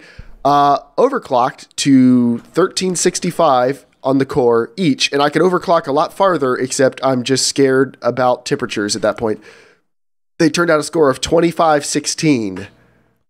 That's okay. Yeah, that's impressive. The cheapest GTX 970 you can buy, the Zotac is, and that's running on a 650 watt power supply. where each card is getting one of its power plugs is coming off a double Molex adapter. They each get one real PCI adapter and then one Molex. So that's a score of 2516. And I have some preliminary. Sorry for my voice again, guys. I've been through 3 bottles of water on this podcast so far. Yeah, you're good. Go ahead, Joel. I was just say I could talk for you a little bit. Yeah, go ahead. I was just gonna say, Dave, I'm just excited to see how the 980 works on Monday night for Witcher. You know, just what does it look like at just such a low graphics level? I would love to see some of the recording footage so I can be like, oh, that's what it looks like on a console. You son of a bitch. I'll cut you good. I know where you live. Okay, originally I talked with Jeremiah. I've had these now for a little while, and I told Jeremiah, I was like, let's not tell Dave, like, after Witcher's been out for a couple days. I'm like, oh, Dave, I've been playing it at such and such resolution. How is this? And he's like, no, give Dave a chance to have 2 days to buy the video cards. I'm like, okay. Yeah, because I've been after Jeremiah to get the SLI for a while. I know that I was pressuring him. Of course, he had like the card issue where it wouldn't SLI, but yeah, I currently have 3 970s in my office. Yeah, you got 3, so. I've got plenty of data pretty soon here. I mean, not for The Witcher yet, but I want you guys to work these cards hard and tell me like I did try Battlefield 4. Not that it really matters on that engine, but it was running at like 90 FPS on Ultra at 1440p. That's awesome. Did you have VSync on? I'm gonna assume. Mm-hmm. After you got the frame. Yeah, but it like kind of went above that no matter what. So early results of the memory thing. I've been abusing the VRAM as much as possible over the past couple days, and I'll be making a video for anyone concerned about 970 VRAM issues. So here's the thing. It's really hard to use 4 gigabytes of VRAM, and ignore everything you Google about on the internet. These morons are like, well, with the games these days, you never know how much you're going to need, blah, blah, blah. In most games playing at 4K, I was at under 2,500 megabytes of VRAM usage. At 4K, settings as max as I could get them. So, there have been very few games where I could actually use 4 gigabytes of VRAM. GTA 5, with everything on Ultra, with 4x anti-aliasing at 4K, which if you want to murder graphics cards, 4x anti-aliasing at 4K is insane. You do not need that. There's no visual difference. My frame rate was in the 20s with SLI. That's how hard the anti-aliasing pushes the cards. And I was at 3,900 or 3,850 smooth, perfectly smooth, except for the horrible frame rate. So I would say on that game, no issues. Nice. On Project Cars, there's no SLI profile yet. So I did kind of the SLI hack workaround where you tell it, do SLI. And it maxed out at under 3 gigs. Doesn't matter. On Shadow of Mordor, a little bit of a complicated answer. Okay. I was easily able to hit 4,055 megabytes of VRAM usage. And the game ran great until it started crapping the bucket and I couldn't figure out what was wrong. the SLI usage drops randomly while you're playing. It'll be at like 95% on the first card and 85% on the second card, which is pretty decent. And then both cards will randomly drop into the 50s, and the VRAM usage stays up. And the card, it's not micro stuttering, but the game starts hitching and coughing all over the place. And looking it up, and a lot of people said, yeah, Shadow of Mordor has weird issues with SLI. So I'm going to test that again with a single card and see if I can abuse the RAM on that and see if that makes a difference. But so far, I didn't see any micro stuttering that was directly related to the card. The only other game I've experienced significant difficulty with is Far Cry 4. It wasn't micro stuttering, but the entire game felt like it was hitching like twice a second. Frame timings, possibly. Frame timings, and I switched to windowed mode, and it was fine. Windowed mode disables SLI. That's what happened. Oh, it does? You can only run SLI in full screen. I didn't know that. Okay. So it appears to be a frame timing issue. And people online, some people said it worked great, some people said it didn't. And Far Cry 4 was also kind of a disaster for systems when it came out. It had tons of issues. And I guess for SLI, it just hasn't been fixed for a lot of people. So I'm going to test a lot more games. But so far, I would say I have not had a single case of actual micro stutter, and I haven't been able to fill the RAM up in most things. So as of right now, I would say it's not an issue, but let me test it. I'm going to test it as hard as I can for the next week or so. I will test it on The Witcher, and I'll get back to you. But so far, I would say at 1440p, I don't know what game it would take to fill up a 4 gigabyte VRAM buffer. Shadow of Mordor only does it because the high-end textures aren't compressed like they should be. They got lazy on the ultra textures, and that's the reason why it takes up so much room. It's not because they add that much to the visuals, because they don't. The difference between high textures and ultra textures, or very high and ultra, at 4K is negligible as far as I could tell, but it is a massive VRAM spike. So that's what's going on. I want to hear what Joel's been doing with these two cards. I still can't believe you bought two. Have you ever bought SLI? No. But I wanted it for Witcher. You sounded condescending for yourself. Dave, this is exactly how this came about. I was visiting John and Debbie 2 weekends ago. Yeah, that's and Joel came over, and he was like, hey, man, you get your card. You like it? I was like, yeah. He was like, oh, man, you know what? It would be funny like if we both got like SLI, like, and Dave didn't have it or something. I'd be like, yeah, that would be pretty funny. And I was like, I'm selling a bunch of computer parts on eBay. And Joel was like, I just got paid for some stuff. Let's do it. It's like, yeah, let's just buy cars. Like, this is a really expensive joke. We fist pump too. We're like, yeah. It's a $700 joke. James, actually, add them both together. Mine's 14. currently at about 1,000 because I bought a second card that could not SLI because I learned a very hard lesson about SLI this week. So I'm currently waiting to sell a card and recoup some of my investment. If anyone wants a cheap GTX 970, let me know. So I almost spent more money on. We'll talk afterwards. Jeff, if you're listening, I'm not stabbing you in the back. I'm just first come, first served. So. Wait a minute. What else Who has extra copies of Witcher? That's the next question. Actually, I do have another copy on the way. I have extra copies of Witcher 3 and Arkham Knight on the way. Ben has already spoken for one Arkham Knight code. I'm keeping one for myself. I've gotten 3 copies of both of these games. Can I? We'll talk, James. Get on that action. We could probably sweeten that deal. Joel, is it safe to say that what were you about to say? It sounded like you were about to say something different. No, sweeten that deal. Is it safe to say, Joel, that I have successfully pulled you onto the Witcher 3 hype train? I was already on the train. I was just in a different. Train car. I was in a different train car. I was in the back, like in the cheaper ones, and I was just eating food, so you never saw me. Like we don't ever cross the peasant class. Yeah, I was in the peasant class. No, he was in the cargo. I'd say the last couple of weeks, just seeing some more of the gameplay of the combat, I'm like, and reviews. But okay, gonna be honest, just like James said, it has more to do with a joke on you, Dave, than it has to do with graphics. It really does. I'm excited about it. It's going to be awesome to have good graphics. I hope it works well. And I will be absolutely insanely livid if it's just like the hitchiest, crappiest thing ever. But it was kind of worth it for this video. Joel, you do know. Well, he's going to return it next week and get an Xbox.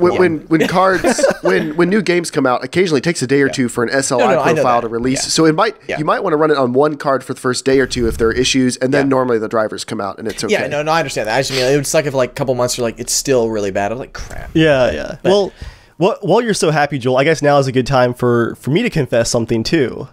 I've been carefully blacking out an email from my inbox so I could share it with you and the viewers. I was planning on, actually I was going to hide this from you for as long as possible, but I guess I guess seeing you pulled out all your cards, it's time for me to pull out my. It's time. Everybody's whipping it out on the podcast. All right, whipping it out live, guys. I'll just go ahead and confess that now on the podcast. Dave, drop it in. I can't see that link. I want to share it with everybody. Yeah, I'm dropping it into Twitch chat. Okay, everyone on Twitch chat, go and look at it. If it's not censored correctly, can someone let me know? Because I think When did you order this? Look at the dates. It's 2 days. You bought it a couple days ago. Gosh. Holy crap! Yeah. I'm sorry, dude. The Witcher. I'll do anything for that game, dude. You whined and bitched about like, oh, I bought a PS4 for one game. That's really cheap compared to this. You spent more than that for Witcher, dude. Geralt of Rivia deserves everything you can give him. Okay, and in this case, I can give him a lot. Now, who's when's your card gonna come in? Well, if he's in by Monday night. It's not going to be here tomorrow. That's all that matters. If I can have wait a minute. Better graphics than you. Did you spend $523 on a card and then do slow shipping? I did 3 days. You cheap bastard! No way. I didn't do the 2 day because it's from Newegg. I did the 3 days, so it's not going to get here this week. It's going to get here Monday. Come on. I'm a little cheap. It should get here in time on Monday, though. It should be here when I get home from work. Oh man. Yeah. That's amazing, Dave. That was. I'm living vicariously through you right now. How much do you think it would have been for the 2 day shipping, James? It's actually like $15 from Newegg, probably. Wow. Yeah, so I went with the $8 shipping instead. $540. Yeah, so we could have done it through Amazon. Now, Dave, do you have another confession ready? I'm thinking about it. Man, should I confess now, Jeremiah? What is going on? Come clean with the man. Come clean with the man. So this is not the only email I have from Newegg with the GTX 980 on it from this week. It's the same email, so there's no point in censoring 2 of them, but there were 2 orders. No. I'm not sure my power supply is going to be able to handle it. You did not get 3 980s. Yeah. Well, no, I don't believe that. That is bullcrap. Because I've seen Jeremiah's 4K monitor, and I think I might go 4K for The Witcher. Not yet. Like I want to see how 1440p looks first. Oh my gosh! You spent $1,000 on graphics cards this week. Yeah. Oh my gosh. Dave, you've got as much money in graphics cards than you do in the rest of your PC. Or maybe I just photoshopped the dates on my email from March live on the podcast, and screw you, Joel. Did you not get anything? You didn't get anything? Son of a bitch. Dude, I photoshopped. Exactly. Dude, that's even better. I photoshopped he was cheap that with shipping even in that. I just photoshopped that whole thing live on the podcast. Oh, Jeremiah was talking next time, can you Photoshop some better shipping? You cheap bastard. He really was cheap on the shipping the first time around, though. Yeah, I remember. Back in March. Yeah. And look, you got a 99-cent discount. Yeah, that was for the Witcher code, which I actually got my Witcher code back in March. But yeah, Joel, you make fun of Dave for stuff. He would not buy 2 980s. It's so not worth the money. It just is not. It's not. I don't know though. I don't know. Well, it was a little. It was pretty believable. Dave, you did a good job. Yeah, Dave wants 2 980s. Dave is too cheap to get 2 980s. That's the difference. That's exactly it. Because if I can have like 85% of the experience for 60% of the cost, I'll pick that option every time. Yeah. So all of the saying, how quickly are you going to sell your 980? So here's the thing. What I want you guys to do this weekend, Joel, you had your prank. Now I need your help, okay, buddy? I need you. I need you to push those cards, because you are picky. I want you to tell me, is the experience a good experience? Because if you tell me it's a good experience, and Jeremiah says it overclocks well, and it's well supported, I'll order the cards tomorrow. So play games tonight. Would you have expedited for Monday? Dave. Probably not, actually. It's too late for Tuesday at this point. What? I know you're disappointed in me, Papa James. The best thing to do is play the game on a single 980 till the SLI profile drops, and then buy 2 970s. Like it's might be a little rough at first. Yeah, that's probably the best thing to do, Dave. We can tell you what the definitive experience looks like, and then you can experience that after us. Joke's on you, I'll play it at 15 FPS on Ultra. Just to spite you. Joel, you're going to play it for like 2 weeks, and then you're going to buy it for the PS4, and you're going to play the rest on there. Oh, yeah, You're lying about what's really going to happen. He said, Joel, man, I really just like to sit on my couch and play. I'm being honest, I am putting a lot of faith in Jeremiah and Dave that Witcher 3 is going to be really awesome on PC. I know the textures are going to look amazing. That is an absolute cherry on top. Cherry on top. Slow down. I was going to say cherry on the cake. Cherry on the cake. Top. Whatever. Wording too fast. I gotta share. James has a new thing. I have a new phrase for Joel when he makes these mistakes. When he's speaking, words start coming out, and he gets a little too excited, and things start just shooting out his mouth. It's called premature articulation. I love that so much. Articulation's maybe a little optimistic, but I like where your head's at. Well, it rhymes with what I'm really thinking. Premature word vomit might be closer to reality, though. But no, that's it's very. As soon as you told me what that phrase was, I thought it was hilarious. That's awesome. Honestly, though, Joel, I'm so proud of you right now. Dave, if you do want to Google a little bit and make me like SLI a little more, because you're partly on the hook for my happiness here. If I try to play at lower resolutions, it flickers red nonstop. And people say apparently like at 4K resolutions, it does not like playing at lower resolutions. When it's supposed to be playing at 4K in SLI, the second card starts going nuts and gets weird. That I had not heard of and before. The official fix by people on the internet is bump your SLI bridge until it stops doing it, which I am not going to do. How is it an SLI bridge issue? That makes They said no they sense. bumped it off like just to the side a little bit and it started working. I might change SLI bridges in case my bridge is bad. I've got two if you want to try a different one. It has to be a soft bridge. My cards are less than 1/8 of an inch apart. The top cards I have two soft bridges, dying. Yeah, I have two different brands of soft bridges, Because I bought a motherboard that has quad SLI support, which I didn't need. It just happened to be the only motherboard that had enough SATA slots. My cards are 1/8 of an inch away from each other and very warm. So you have two Zotacs now, right? Two Zotacs. Yeah. So anyway, as we wrap the podcast down, it's now...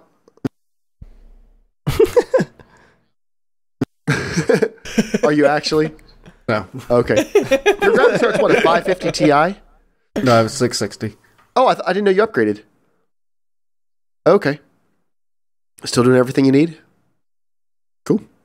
Fulfills all his needs. I think I fully committed to the idea of playing Witcher 3 on PC when I saw that I was like, you know how some games will have really good controller support, but then they kind of have half support. Like Battlefield 3 had kind of half controller support.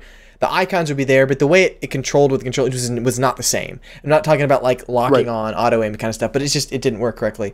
But seeing that they've been playing it on, I mean, mostly every single gameplay clip they're using a controller, and they've been using it on PC. So I'm like, all right, I think they full went the AAA route. Both systems, it's going to be like kind of how GTA. You can pop in a controller and immediately switch over and play. Yeah, so I'm excited about that because I really don't want to play it with a mouse and keyboard for this game. Like I really do want to play it with a controller. I'm probably going to play with the controller too, to be honest, just because it's a fighting game. I think now you're going to buy it again. That happened with Far Cry 4. But it pissed me off because I just could not run it well. But you know, we finally figured. I am downloading. I'm re-downloading that game to try to see if the hitching goes away. You might have the same problem. You might have the same problem I had.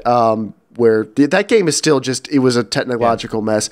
The nice thing is though, both a 970 is a great card. If a game just flat out doesn't work with SLI, you can just turn SLI off for that card. It's a really quick thing to do. Do you know how to do it? You can turn it off for like just that game. So every time the game starts up, it'll automatically switch off SLI, and you can just play the game on slightly lower settings and not have to worry about it. So you only use SLI when it benefits you, and you don't have to use it when it doesn't benefit you. Yeah.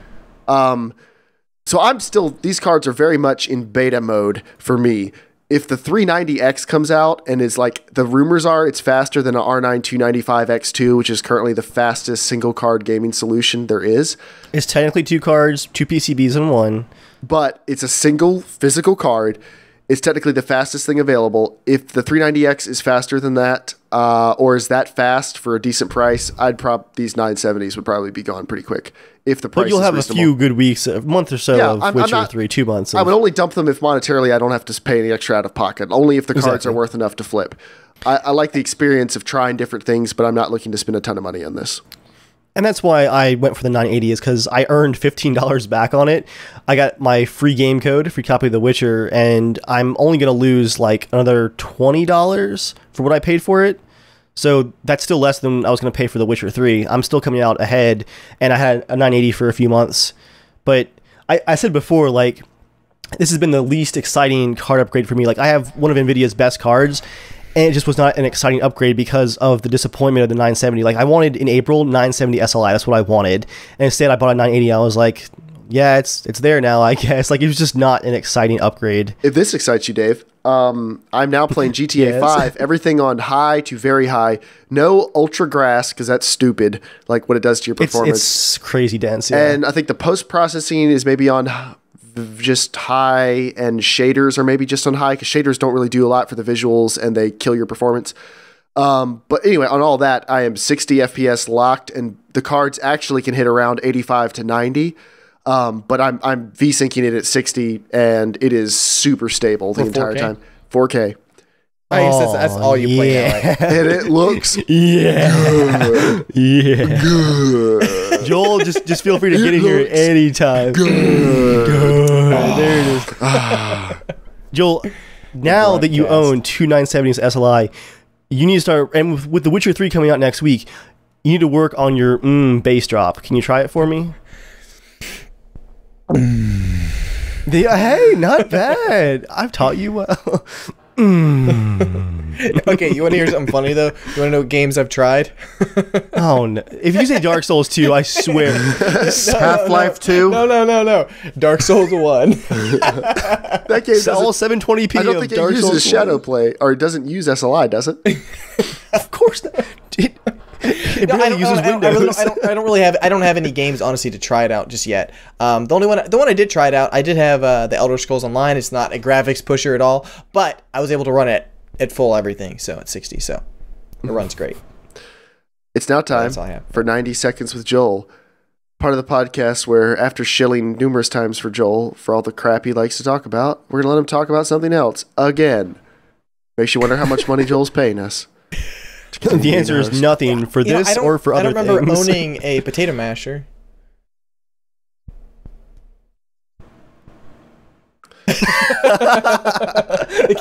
Actually, the Nebula Kickstarter just finished. It we got the goal of $1,000. Didn't finish. So you hit your goal. Yeah. We still have 15 days left, so we'll see. Keep them coming, boys. Feed that Nebula's rage. Okay, I really will try to keep this really quick, but I found out pretty much the drinks I like. Okay, they're pretty much girly drinks, and the sad part is those girls drink more manly drinks than I do. So I was at a bar that my wife's sister, they own a bar, so we were allowed to have anything we wanted, and like nothing sounded good on the whole menu. And so I was looking through, and I was looking through the cocktail menu, and they had a chocolate banana liqueur cocktail, something or other. I was like, all right, I'll try this. So it's really busy in there, and I'm standing up against like the bar, like everyone's like sitting around, just dudes everywhere. It's just like I'm like short, you know, like I feel like a hobbit, like up on the edge, you know, to order. And the best part, Dave, the lady's like, she like looks around, I was like, chocolate banana cocktail. Like, you guys were like drinking regular beers, you know. I'm just like, hello. Like, there was no cool way to drink a cocktail leaning against a bar, just so you know. Anyway, so I found out that those are the drinks that I apparently like, but it was delicious. It was awesome. I drank it really fast. Speaking of Joel, when I come into town next, I have something to show you. All right. But he's going to show you right now. That Joel is that's his urine jar for when he's on the podcast and doesn't want to get up. He's very clear. That is moonshine. Oh wow. That is real moonshine. I smell a podcast coming around it. Like, Joel's gonna get warm. Drupcast. like made in a basement in a still moonshine. Wow. Yeah. So next time I come into town, I've had some of this stuff. It is fire. It is delicious. We should play Moonshine Nebula. When you go in the Nebula, you have to take a tiny little shot of it. Joel, you get your lips wet and it burns. Oh my God. No, I'm scared. Okay, we have two last little things. These things today, I found these. I ran across this on the internet today, and it kind of blew my mind that something like this even exists. It's so weird and bizarre. It's cool, but so weird. And I want to know if you guys have ever heard of this before, because it's crazy. First thing is called finger tutting. Has anyone ever heard of that before? Okay, Joel. What do you think? What do you think it is? It's not sexual. This is a work finger too, tutting, wasn't like it? tapping your fingers together, maybe, or something. Nope. James, what do you think it is? You're honestly never gonna guess. Dave, any idea? I don't want to guess. Okay, well, another term that they is finger dancing. This is the thing. Look it up. There's a guy, it's like 6 million hits, like 18 million or something. People just like go like this. They like do little things with their hands. It's just like, oh yeah, like tutting. dubstep. Oh yeah, I know what that is. I was like, what the heck? I never like, but I thought it was kind of like, some guy doing a cool thing, but it's a huge thing. They have competitions. Yeah, I know what that is. I didn't know the name. And then the second thing that blew my mind today, because it was in a related, it was a video actually that showed off this and then showed off another thing. Kombat juggling. It's a thing. There's a competition where they take like not just regular juggling balls. What's the bowling pin kind of ones? Whatever. Clubs. Bowling pins? No, sorry, the juggling clubs. Okay. Juggling clubs. They juggle them, and what they do is you have to have one in the air, and while one of your clubs is in the air, you can take the other one and you try to hit the other guy's clubs out of the air. So if they drop them, like it's kind of like Mario Kart in a way, where you like lose the balloons and stuff. But it's like a huge thing. It's not like a small like, oh hey, we did this for a cool video. No, it's a massive competition. I was just like, what the heck? Juggling's getting crazy. Usually like, hey, I'm a juggler and a comedian. Nope, combat. Anyways, I just had to share that because it blew my mind, because I'm like, what the crap? So I was looking up actually juggling. I remember the video. You were looking up juggling today? Yeah, because if I can find it, I got to rip it from a VHS tape. My mom filmed me doing a juggling routine, because I can juggle pretty well. Not amazing, but pretty decent. She filmed in our basement. He's done some regional competitions. He's got a couple trophies. I did it for like a arts and crafts fair for our homeschool group, and it was like that sounds about right. Yeah, I don't remember doing that in regular high school. My name's Joel. The Earth is flat. Columbus was a great American. Here's my juggling routine. I'm wearing culottes. But I did my juggling routine to the Pink Panther theme. Wow. And the best part is I'm wearing like some sort of weird like see-through shirt. Joel, this reminds me of the It's Always Sunny episode with the competition and the boy doing the Yankee Doodle Dandy. Yeah. I can see you doing that for homeschool competition.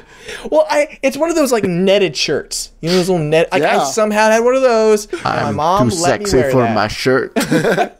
I gotta find it, but it's hilarious. I like sneaking on. I got the glasses. Like put it back on. Then I like pull. I didn't have actually real juggling balls, so they were like stuff I could find around the house, like apples and stuff. And then I made my own juggling rings. They were made of like plastic cartons and stuff like that. But it was kind of badass. Dude, you are Charlie. I swear. I know. What was kind of badass about that? Yeah, you said it was kind of badass. School I mesh pulled it shirt off. juggling story it was kind of badass. That's like what Dave says. This is really interesting when he's talking about like depth parallax processing on textures. You're like, physically based rendering is the thing. At least it was better than the year before. It was me, my brother, and my cousin, and we did a flag dance. My mom made us do a flag dance. We literally marched around and did flag dancing. Oh, it was the worst thing ever. Yeah, so I would say juggling was a little bit more badass than that, but not by much. Only in comparison. So, as we wrap the podcast down, want to remind you our 100th episode is coming up. This week is episode 95, and episode 100 is 5 short weeks away. Joel says he has lots of ideas for things to do, but if you guys have things you would like to see in our 100th episode, things you'd like us to talk about, like Joel juggling in a male shirt, memories you'd like us to reminisce about, you let us know. We are open to pretty much any idea, bad or horrible. So write into casualshenanigans@gmail.com, tweet at us, whatever, and let us know if you have anything you'd like to do. Now, next week, We're going to have special guests, the Dollar-Wise Gamers. Say hi to Jay in chat. Jay Wolf is Justin, one of the hosts of the Dollar-Wise Gamers. And they're going to be on their cool podcast. They kind of focus on, is a game worth your money? How many hours of enjoyment can you get out of it? When they're both working professionals, grown-ups with lives and things, and they can't just drop crazy money on playing games all the time, or the idea of the podcast is they can't just buy everything that comes out. You want to buy what's going to get you the most bang for your buck, especially because your time is limited, your money's limited. You know, you want to be a budget conscientious gamer. So I think it has nice parallels to the Potato Masher, where the idea is we see how far could a budget computer get you, and their idea is how far will this amount of money get you? Because not every $60 game is the same. Not every $20 game is the same. So I think their podcast is really interesting. I don't listen to many podcasts just because I don't have a commute anymore. And I am too busy making content most of the time to listen to content, which makes me a giant hypocrite when it comes to YouTube stuff. But I have listened to a couple episodes of their show now, and I legitimately do enjoy it. I like listening to it. So we're excited to have them on. That'll be next week. And we have a future promotional thing coming up with them. Well, actually, no, they talked about it in their podcast already. We can talk about it. No, wait, they didn't announce the specifics. We can't talk about it. There's another thing we'll be doing together in the future. Stay tuned for that. It'll be fun. Secret things. Secret. But as always, you can support us on Patreon. Patreon.com/casualshenanigans. What was that word going to be? I don't know. My voice is going downhill very quickly. Premature articulation. It only works if I put extra emphasis into it. I don't know what's going on. Patreon.com/casualshenanigans gaming. If you want to support us on Patreon, we greatly do appreciate it. We should update our goals on there because hosting the CSG DayZ server is definitely never happening anytime soon. But you can also follow us on Twitter at casualshenaniga, at JERMgaming, at Evil Viking. And you can write your questions into casualshenanigans@gmail.com. Before we go, we did not do what are you playing this week? If we count this week from today till the following Thursday, it's what have you been playing this week? James, you're in a different place than you were last week, a different room. What's been going on with you lately? I moved. You moved. Are you set up in your office now? Like this is the... Yeah. I'm going to get the lighting worked in here a little bit. But are you about ready to start gaming again, or? Yeah. I've been having a little bit of wrist issues, like my fingers, but we'll get there. But I did play a little Dark Souls 2 with Joel. Sweet. How far into it? Not that far. It beat the first boss. Okay. It looks really good. Like, it was cool. What else have you been playing? Anything else? Cool. Dave, what have you been playing? A lot of City Skylines again this week. Like, my lunch breaks have turned into like 100% just cities. Like, I'm like trying to eat and build blocks of city at the same time. How much time do you have in that now? In the City Skylines? Yeah. I was playing it before the podcast, like while I was eating dinner. Because I feel like your GTA 5 has overcome the City Skylines. It has not. He has not been playing with us nearly as much as everyone else has. Yeah, I've been slacking on GTA 5, especially with the online. I'm at 97 hours of City Skylines and 97 at GTA 5, so it's catching up. Oh my. Cities has so much idle time. Like, while I was making my dinner and coffee tonight, I had my city on fast forward because it was nice and stable, just earning me money so I could come back and build giant interstate systems. Outside of that, bit of Total War, just Empire for my channel this week, and then some Armor 3 with the crew last night. Tons of fun. Everybody came out for a nice, solid mission. Video should be going up for that next week. Cool. Joel, what have you been playing? I got the free PS... Oh man, I almost spit. What the heck? I was playing...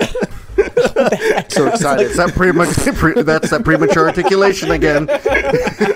Oh, didn't need the visual aid, Joel. Thank you, Ben, for that meme. That's amazing. I don't know who I am, but I'm chucking cards. Oh, is that Chris Angel? I think maybe it is. Yeah. But Joy and I, we've been playing Guacamelee. I downloaded on the PS Plus, and I was like, oh, this kind of looks fun. Dude, it's Nacho Libre, the game. It's awesome. It's a side-scrolling, just beat-em-up game. Oh, that's like a fun game. But it's co-op, too. I thought it was just single-player, and so, because the first, like, 10 minutes of the game is single-player, and there's like, oh, hop in. I was like, up to 4 people. I'm like, yes! I quickly gave Joy a controller, and we played it for, like, almost 2 hours, just straight. It was really fun. Yeah, all right. So that and a little bit of Dark Souls 2. All right, Dave, why don't you close us out? Well, you already have all of our info, everybody. If you want to contact us, right into the show and all that good stuff. And we'll see you guys here next Thursday, same time, 8 p.m. EST for the next podcast.